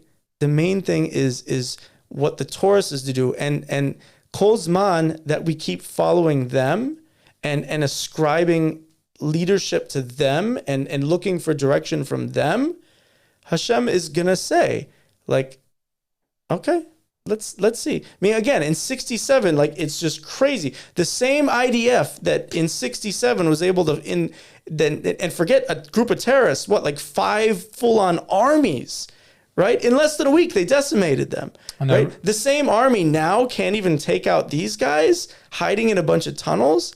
So it's not normal. I'm saying, like, people like aren't talking about this. It's got worse. Rabbi Tat spoke about this, I heard on the shit. It's got worse, our capability to deal with the enemy. Is the religious world, this Chareidi world, so perfect? Meaning, have they nailed it? The leadership, yeah. Meaning it's forget about if you want to take, like, this is better, that's better, this behavior, is where midah, I'm talking about the mindset. I'm talking about the mindset. What do you mean? I'm talking about where are you getting your guidance from, right? Mm-hmm. And what I'm saying is, like, a lot of people, they put their trust in the institutions. They put their trust in the country. They put in the Medina. They put their trust in the army. And those things have failed them, right? Religious 𝗔𝗕𝗦𝗕𝗬 people put their trust in that? Yeah. You think so? A lot of them, yeah. I mean, again, a lot of them, listen, you can't paint with a broad brush. Right. I mean, there's a lot of spectrum within the Darche Noam world. Of course. Just as within any community. Mm-hmm. So you're going to have people who are happy there's a Medina and they're very patriotic, but their allegiance is with Hashem. That's me. And then you're going to have people who, like, again, when I was back in college and Gush Katif happened, and I was so confused, and I saw these people trying to, like, do this intellectual, like, you know, contortions of, like, everything the country does is holy because the country is holy, and so then what do you do? How do you resolve the stira when the country does something that's so obviously evil and horrible? And right? So there's people like that as well. So, like, for sure the secular are, like, in that boat. There's people within the Darche Noam world within that boat too. What I'm saying is, like, for the last year or so, I've been davening, like, especially I go to Kever tzadik and this and that and everything. And I've just been asking Hashem, like, get rid of like Zionism, right? But I don't mean it as like kill us all, burn down the country. I mean, it's like, Hashem, if there's a country and people put their faith in the country, they put their faith in political parties, they put their faith in politicians, they put their faith in army generals to make their lives better and to protect them and this and that. All the faith that they're putting in all those things is faith that's not being put in you. Right.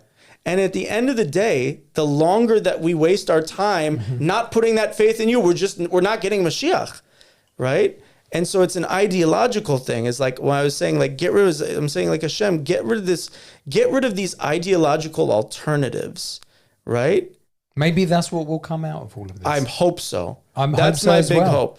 Because how can you not hope? It's like, because it can't carry on like this. But again, I feel like that, meaning like the fact that we've made such little progress and the fact that it was so bad, and it's always like again, people are scratching their heads and there's all these theories where like, was it an inside job?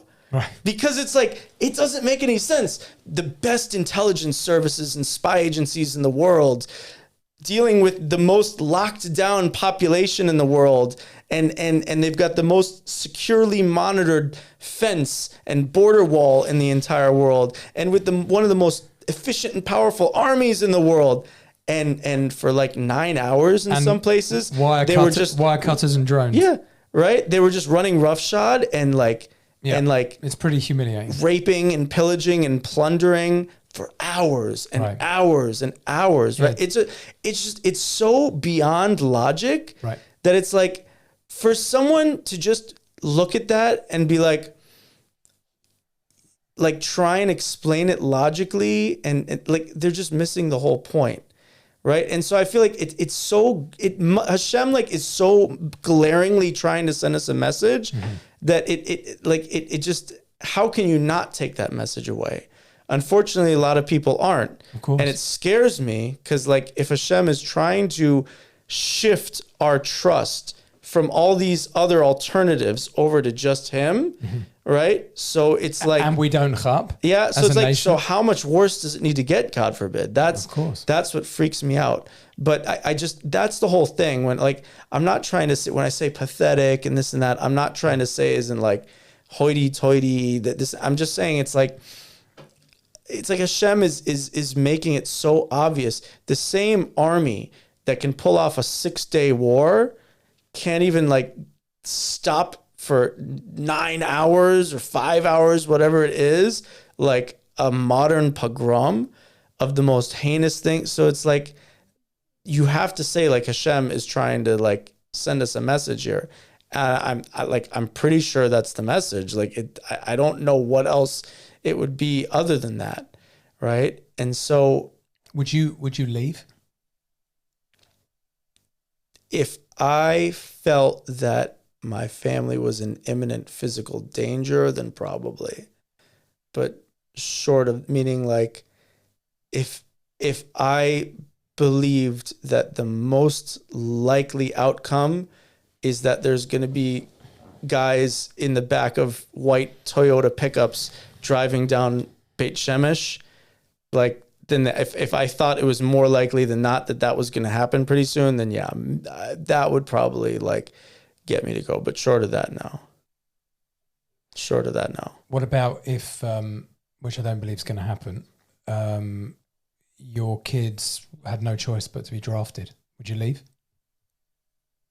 I think there's a lot of alternatives around that. And again, the whole thing with the draft that people don't understand is that most countries, like a lot of people, and this was a problem again when I was like first becoming religious, is like I was like super like Zioni and this and that because that was the exposure I got to Judaism. I understand. Right. I remember I was here in 2006. I was in yeshiva for the summer when the Lebanon war broke out, and I was so frustrated because I was sitting in this base midrash in Yerushalayim, and I'm like, I think I was like 20 at the time. It's like 19, 20. And I was so frustrated because I'm like, I'm just sitting here reading these 1,000-year-old, 2,000-year-old books. There's guys a year or two younger than me that are out there fighting and this and that. And I'm a year or two older than them, and I should be there with them and this and that. And it's the funniest thing. I called my mom and I told her I was thinking about skipping my return flight and like staying to join the army. Which was worse for her, becoming religious or going in the Israeli army? Usually becoming religious is like the worst possible outcome of like this. So the army. Whatever. I was already, the religious thing was already like, I was already heavily invested in it. But I was shocked by the genius answer my mom gave. So she didn't flip out and she wasn't like, whatever. She was totally regua. And she told me, listen, I understand what you're saying, but you got to think about it logically. Let's say you draft right now to the army. You're going to have to go through basic training and this. By the time you get through it all, the war might be over anyway. She said, you've got 1 year left of college. Chaval, you've spent like the past 3 years to get this degree. Chaval not to get it. You've got 1 more year left. Come back home, get your degree, then go back to Israel and join the army. There's always going to be another war. Those were her words. She's like, don't think you're going to miss out. There'll always be another war to fight in. Clever. Right? Yeah. Smart. Genius. Yeah. Godless, yeah, right? That's true. But delay. Yeah. Right. and it may never happen. Right. Which it didn't. And so it's funny. So whatever. But I'm saying like that, and then over the next year or so, like I started to like learn more about things, meaning the people that made this country were really evil people. And I'm not just saying evil in the sense of like, oh, they were Machal Shabbos and they ate pig and stuff. I'm saying like they kidnapped kids from Sephardi families. Yeah. And like gave them away to other families and cut off their payout. Yeah, I remember The Temani. 𝗨𝗥𝗜𝗔𝗦𝗕𝗬. I remember reading a story. He was interviewed once, and he was talking about when he was in one of the Ma'abarot, the transit camps, and how they used to like the madrichim there would like the youth madrichim they would send in would hit him in the back of the head, knock his kippah off, and Mamash bullying. And that. Yeah. Jewish bullies. Yeah. Rav Meir Kahana gave a speech in Knesset once about how in the Ma'abarot, it basically, because what was the whole thing was they were power hungry, right? And they wanted to set up and this is where I'm getting with this whole thing, right? Is that they were very power hungry and they wanted to set up a system that they could seize and maintain power, right? And so part of the thing is that they knew that all the Sephardim coming are, for the most part, frum and traditional, and they're not going to vote for some secular socialist left-wing party, right? Ashkenazi. And yeah, right? They're going to vote for, like, I mean, there wasn't a Shas then, but they're going to vote for a Shas. They're going to vote for whatever, right? And if we get, like, we want to say we're a democracy, so we can't just say these guys can't vote, right? But on the other hand, we can't let them vote because if they do, like, we're going to lose. We're done for. Yeah. And like, so what do we bother making this whole country for in the first place? Right. So what did they do? They basically, when they put them in the Ma'abarot, the father, in order to get a job, he had to get a work permit. Right. But when you go to the Department of Labor or whatever, they say, okay, before we give you the work permit, you need an ishur from Misad HaChinuch, Department of Education, that your child is enrolled in a secular school, right? If you enroll them in a religious school, you don't get the ishur, and that means you don't work, and that means your family starves to death. So you choose. We're not telling you can't put them in the religious education. It's free country. You're just not going to be able to earn any money. You're going to starve to death. Like, you're free to make the choice. We're not forcing you to do anything. It's a bit like COVID. Yeah, mamish, right? And so I'm saying, like, It's power. People, a lot of people don't know the story of the 𝗨𝗘𝗦𝗕𝗬, like the whole thing where like they when they were sinking the ship, and Yitzhak Rabin was the commanding officer of the forces on the beach. That's right. And he ordered these guys, as these people are jumping off this burning ship and trying to swim to shore, he had them machine gun them in the water. Just mow them down. Other Jews, right? It's crazy. Straight up murder, right? There was even a guy from South Africa who was in the gunners. He says, I didn't come to Israel to kill other Jews. And like Rabin said, like, you're going to do what you're told, otherwise I'll throw you in prisons and whatever it was. Right. And I remember in university, I was dating this girl once, and I was learning for the first time about the 𝗨𝗪𝗓𝗓. And I said, I'm like, and how Rabin was in charge of the whole operation, and he basically killed all these people. And I said, it's really 𝗍𝗓 k'neged 𝗍𝗓 that he got killed by a Jew. I'm not saying like I endorse that he got killed, but just the fact that that's the way it happened, like he killed other Jews, and so he got killed by a Jew, right? And she got so upset, and she's like, how can you say that? Like, my father is the most calm, peaceful person I've ever known. And when he found out Rabin had died, he punched the wall and stormed out the room, right? And I just said, okay. So...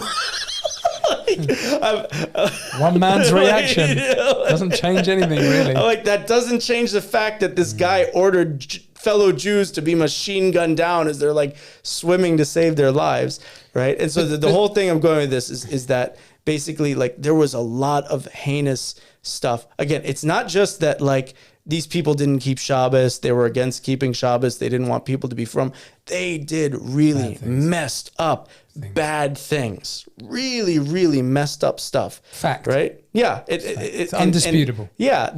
And most people either don't learn about this, or they deny, or they do, and they just kind of brush it under the rug, or they justify this or that. So I'm saying, like, isn't it part of our responsibility, though, to, as religious people, to be patient and rescue the situation? Not just, we do our bit. We're supposed to get Eretz Israel. Of course the goal is Eretz Israel. How can it not be? I don't see this. That's what I said at the beginning. This is not it. This is a transition.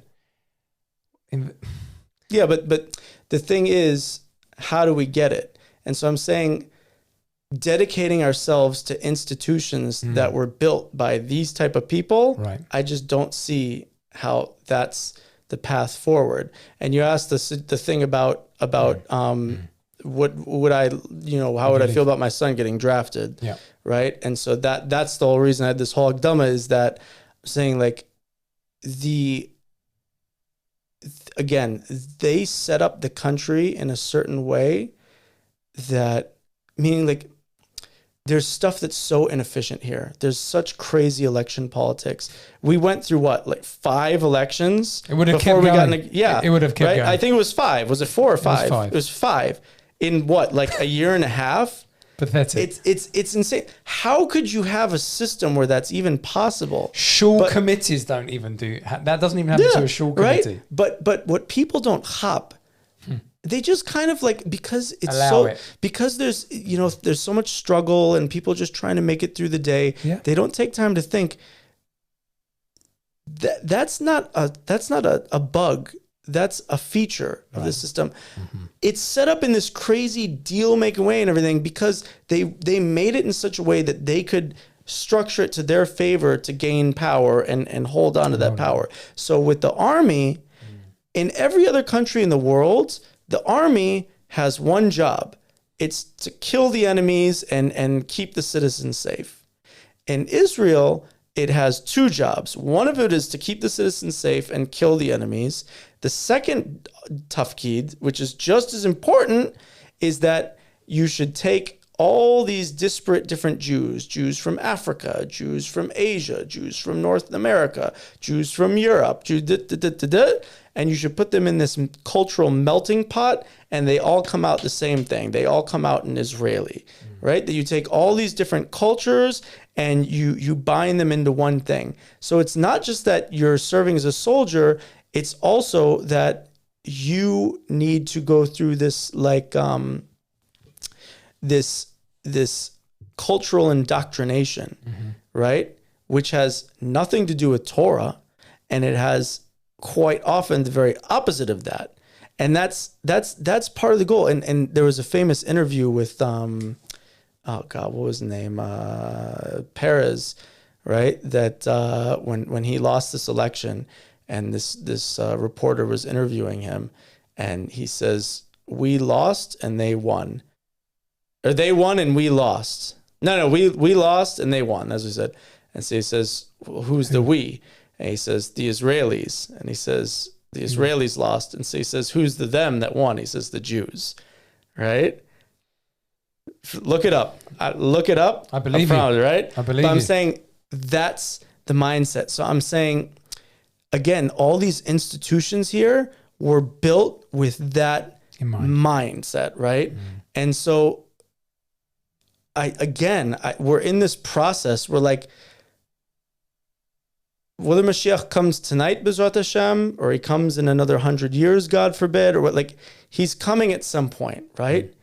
And hopefully sooner. And it seems like the world is getting so crazy that, like, you know, it must be happening pretty quick, right? But it's going to happen. And part of that process is that when that happens, there will be no alternative but to just recognize that there is God and there is only God, ein od milvado, right? And so part of our process is getting from where we're at right now, where we can fool ourselves into thinking that there's this and there's that and everything, and that there's alternatives to God. And then there's the other extreme that we're heading towards, which is that we all recognize with open clarity, as sure as we see each other sitting across from each other, right? That it's only God. It's all God and it's only God, right? And so the best way that we can move towards that is to shift the mindset. And then everything else falls into place, right? And and this is why, like, I mean, like, some of the stuff I'm saying, like, people get very upset with it and they think it's extremist and this and that and everything. But I'm saying it because it's like, we're stuck and we're banging our head against the wall. There's Have been for years. There's a song by Blind Melon, right? Where he's talking about like heroin addiction and all that good stuff. Yeah, right. And he's which apparently is like the worst of like any type of addiction. It's like the hardest to pull out of, and it's just mamish, like the one that destroys your neshama, like more than anything, and the 𝗍𝗢𝗦𝗕𝗬 impossible to get out, right? And just mamish eats you away from within, like your soul. Terrible. So it makes for incredible music, but and great films. Yeah, right. So it and great scenes where someone goes cold turkey. Yeah. But apart from that, but so Shannon Hoon, he's the singer. He ended up dying of drug overdose, right. But he struggled a lot with it, and it comes out in songs. So he has this one line where he just says, he's like, my feet are so cold and I can't believe I have to bang my head against this wall again. Right? He's just in the throes of being trapped in this addiction, and everything in my life is like screaming to me, get out of it. Right? Also with like, I heard someone describing like, I trained for a while in like addiction counseling and everything. So I'm like very big in the whole idea of, I originally at one time back a long time ago wanted to be like an addictions therapist and everything. So I'm like very into this. And I heard this somebody describing alcoholism once, and how like, you know, the guy is like walking on his way home and he's just saying like, I'm not going to go into the liquor store. I'm going home. And like, he keeps saying over here, I'm not going to the liquor store. I'm not going to the liquor store. as he's like, all of a sudden, like, wait, I need to go there to catch the bus. But why am I walking towards the liquor store? And you know, it's this thing of like, nightmare. So it's like, like addiction is like just being stuck in this thing that everything in you is like screaming out, I can't be in this situation, but yet I keep doing it to myself, right? And that's where we are at right now spiritually. We're banging our head against the wall. We're killing ourselves, right? It's like Hashem doesn't want Jewish women to be gang raped, right? And like Jewish babies to be cut out of their mother's womb while they're still alive, and Jews to be burned to death, and to be hacked to pieces, and to be tortured for hours, and to kidnapped. And kidnapped, and God knows what's going on to those miskinim there, and to have someone have to see their grandmother on her Facebook live feed getting murdered in front of her on live social media. Like Hashem doesn't want that, right? So it's like we've led ourselves into this situation where we're killing ourselves, right? Like we haven't gotten to Geula yet. Like Kol Zman that we're not getting to Geula and we're not getting to Mashiach, this stuff is going to happen, right? Because we're just not getting. And so it's like the guy who's, it's like he said, I can't believe I'm bashing my head against this wall. You're literally bashing your head against the wall. Like. Well, it's the frog. It's the frog in the boiling water. He just doesn't jump out. But it's more than that, because that's different. Because the frog in the boiling water is that the frog doesn't realize that that the water is getting hot, right? Where here it's like we can tell something is horribly wrong. Well, we can.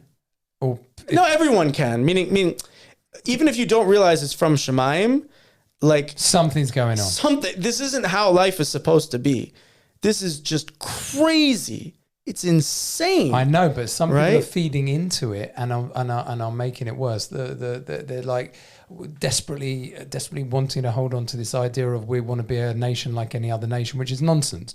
I understand that. I accept that. That's why I say it's a transition. But I'm not sure everyone sees it that way. We're talking spiritual things. We've sat here talking about Adam and Rishon. This is all an offshoot of that. Yeah. No, but I'm saying like the thing is I think that we need to change our conception, and we need to change our headspace, and everything else falls into place, right? And so we need to change. Who's the we though? I mean, it's obviously you say the Jewish people, but it's very easy to say we need to. Everyone, we didn't become religious overnight. It was a process. So that person sitting in Tel Aviv, there's that person in New York who's a Jew, London, not a believer. They're not going to switch it on overnight. You had to go through an experience, and I had to go through an experience for however long it took. And we got through it, and then we're like, oh my gosh, there's Hashem. And let's follow that path. Yeah, but that's what I'm saying is like, that's why I feel that's the message of the wake-up call right now, is because people need to wake up quickly. Need to wake up. Mm-hmm. And so it's like they need to see like a blaringly obvious message that it's not going to help you to trust in anything other than God. Right.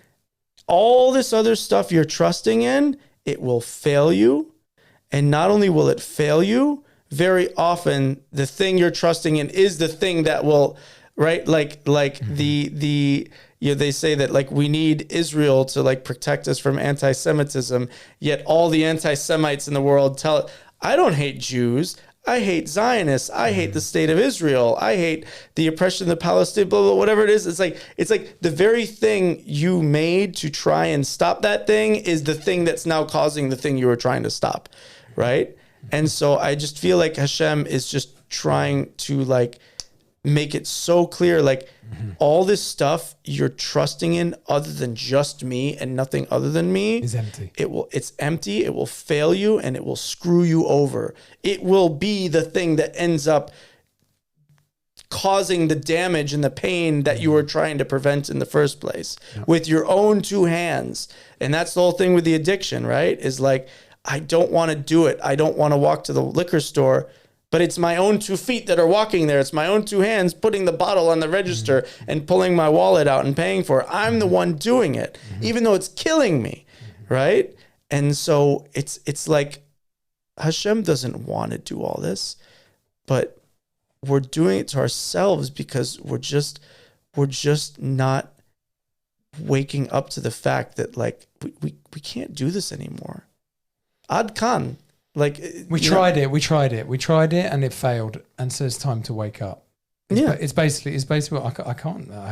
Anyone who's logically thinking, and it's in front of our faces. It's failed. It has failed. Yeah, and we're in this situation right now where it's just so like if it wasn't so tragic, it would be a comedy. Well, right? That's always the fact. Like it's just so that like the whole world is, we got murdered and raped and this and that, and we're the Nazis, right? Like what? Right? We just got genocided, a mini genocide, and we're the genociders, right? And like, it's absurd. Right. It's like so absurd that I just feel like there is only one answer after that. It's like you can't. How can you think that this is normal? It's so beyond normal and logic, and so it's like, so what? So what does that mean? That it's so far past the pale of anything logical? Okay, so there must be something beyond nature going on here, because it's so past the laws of nature. It's so beyond the realm of nature, right? So many people, though, do not, having had discussions with people who have not shifted one iota. It's scary. They don't see it. Family members, friends, they'll be like, okay, this will pass, this will pass, this will pass. But you can't make someone believe in God and commit.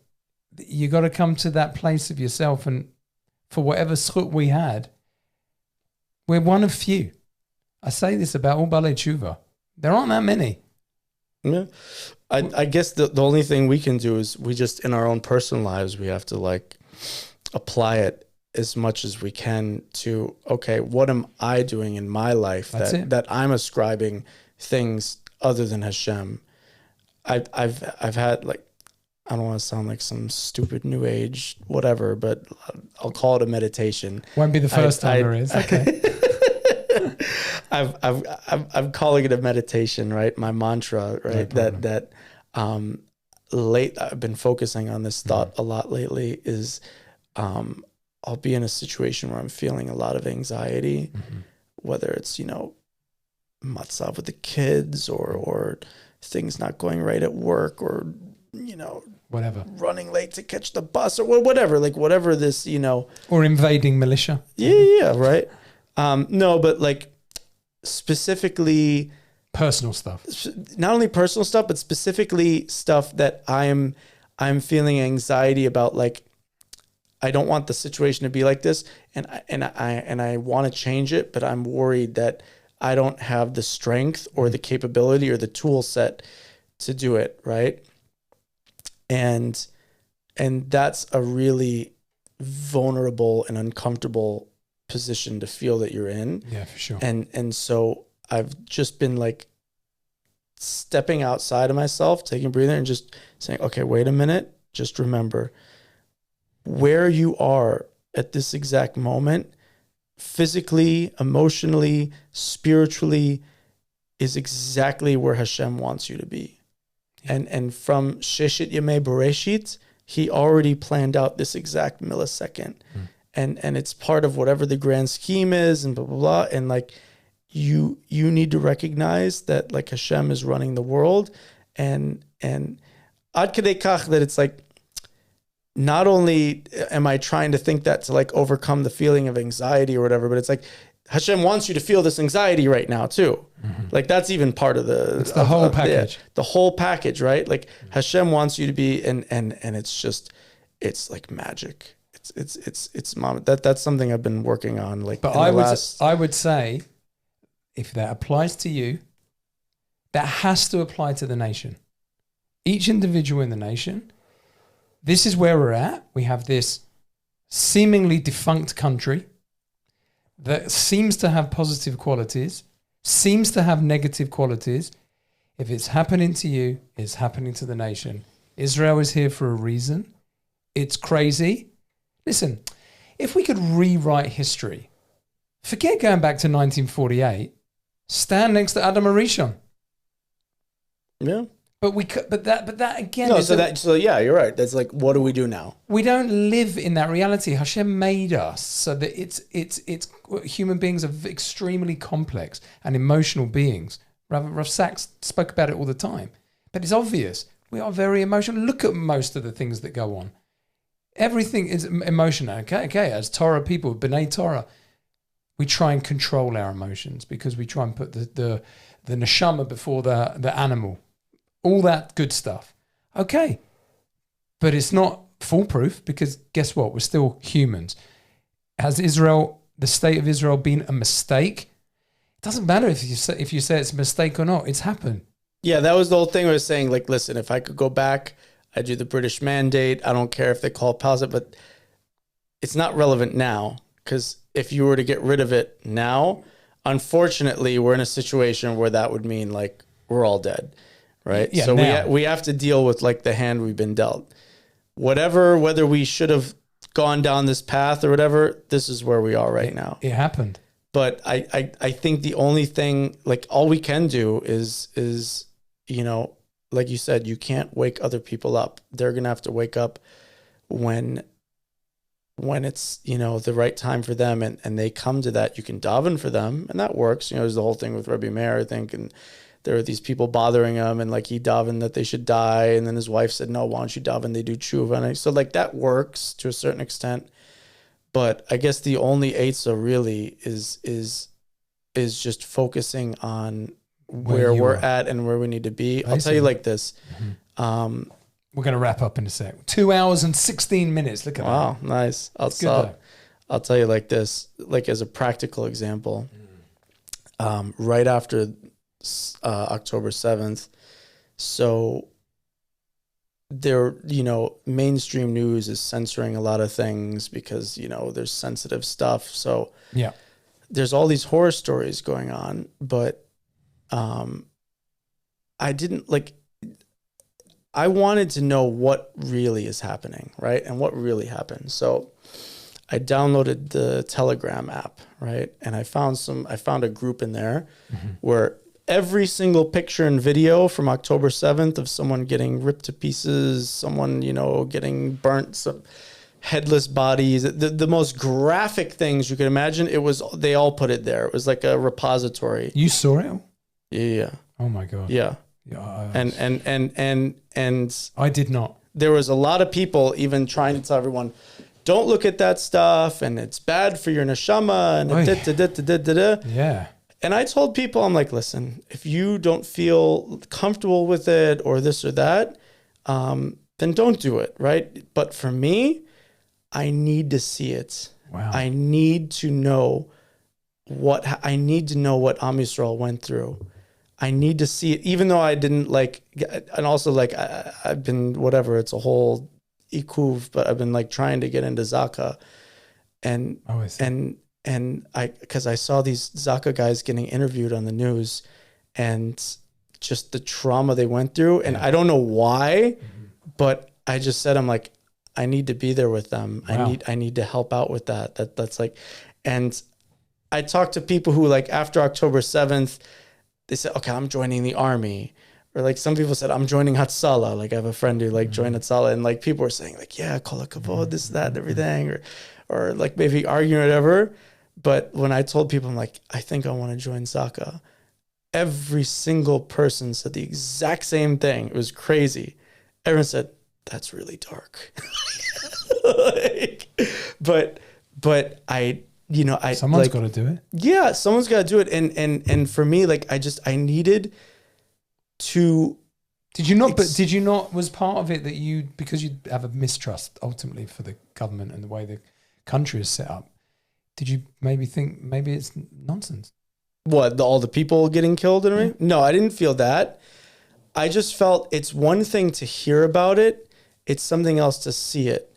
And I wanted to You're a brave man. I wanted to daven for Am Yisrael, and I wanted to know I wanted to understand what I was davening about. Right? So like I wanted to feel it. I wanted to really feel it. So I really had a deeper conception of like, what am I even davening to Hashem about right now? And when I saw like just the most graphic, terrifying things, videos and photos. Yeah. Videos and photos. I couldn't do it. Like just the worst of the worst. Right. Did it help in terms of your davening? For me, it did, for sure.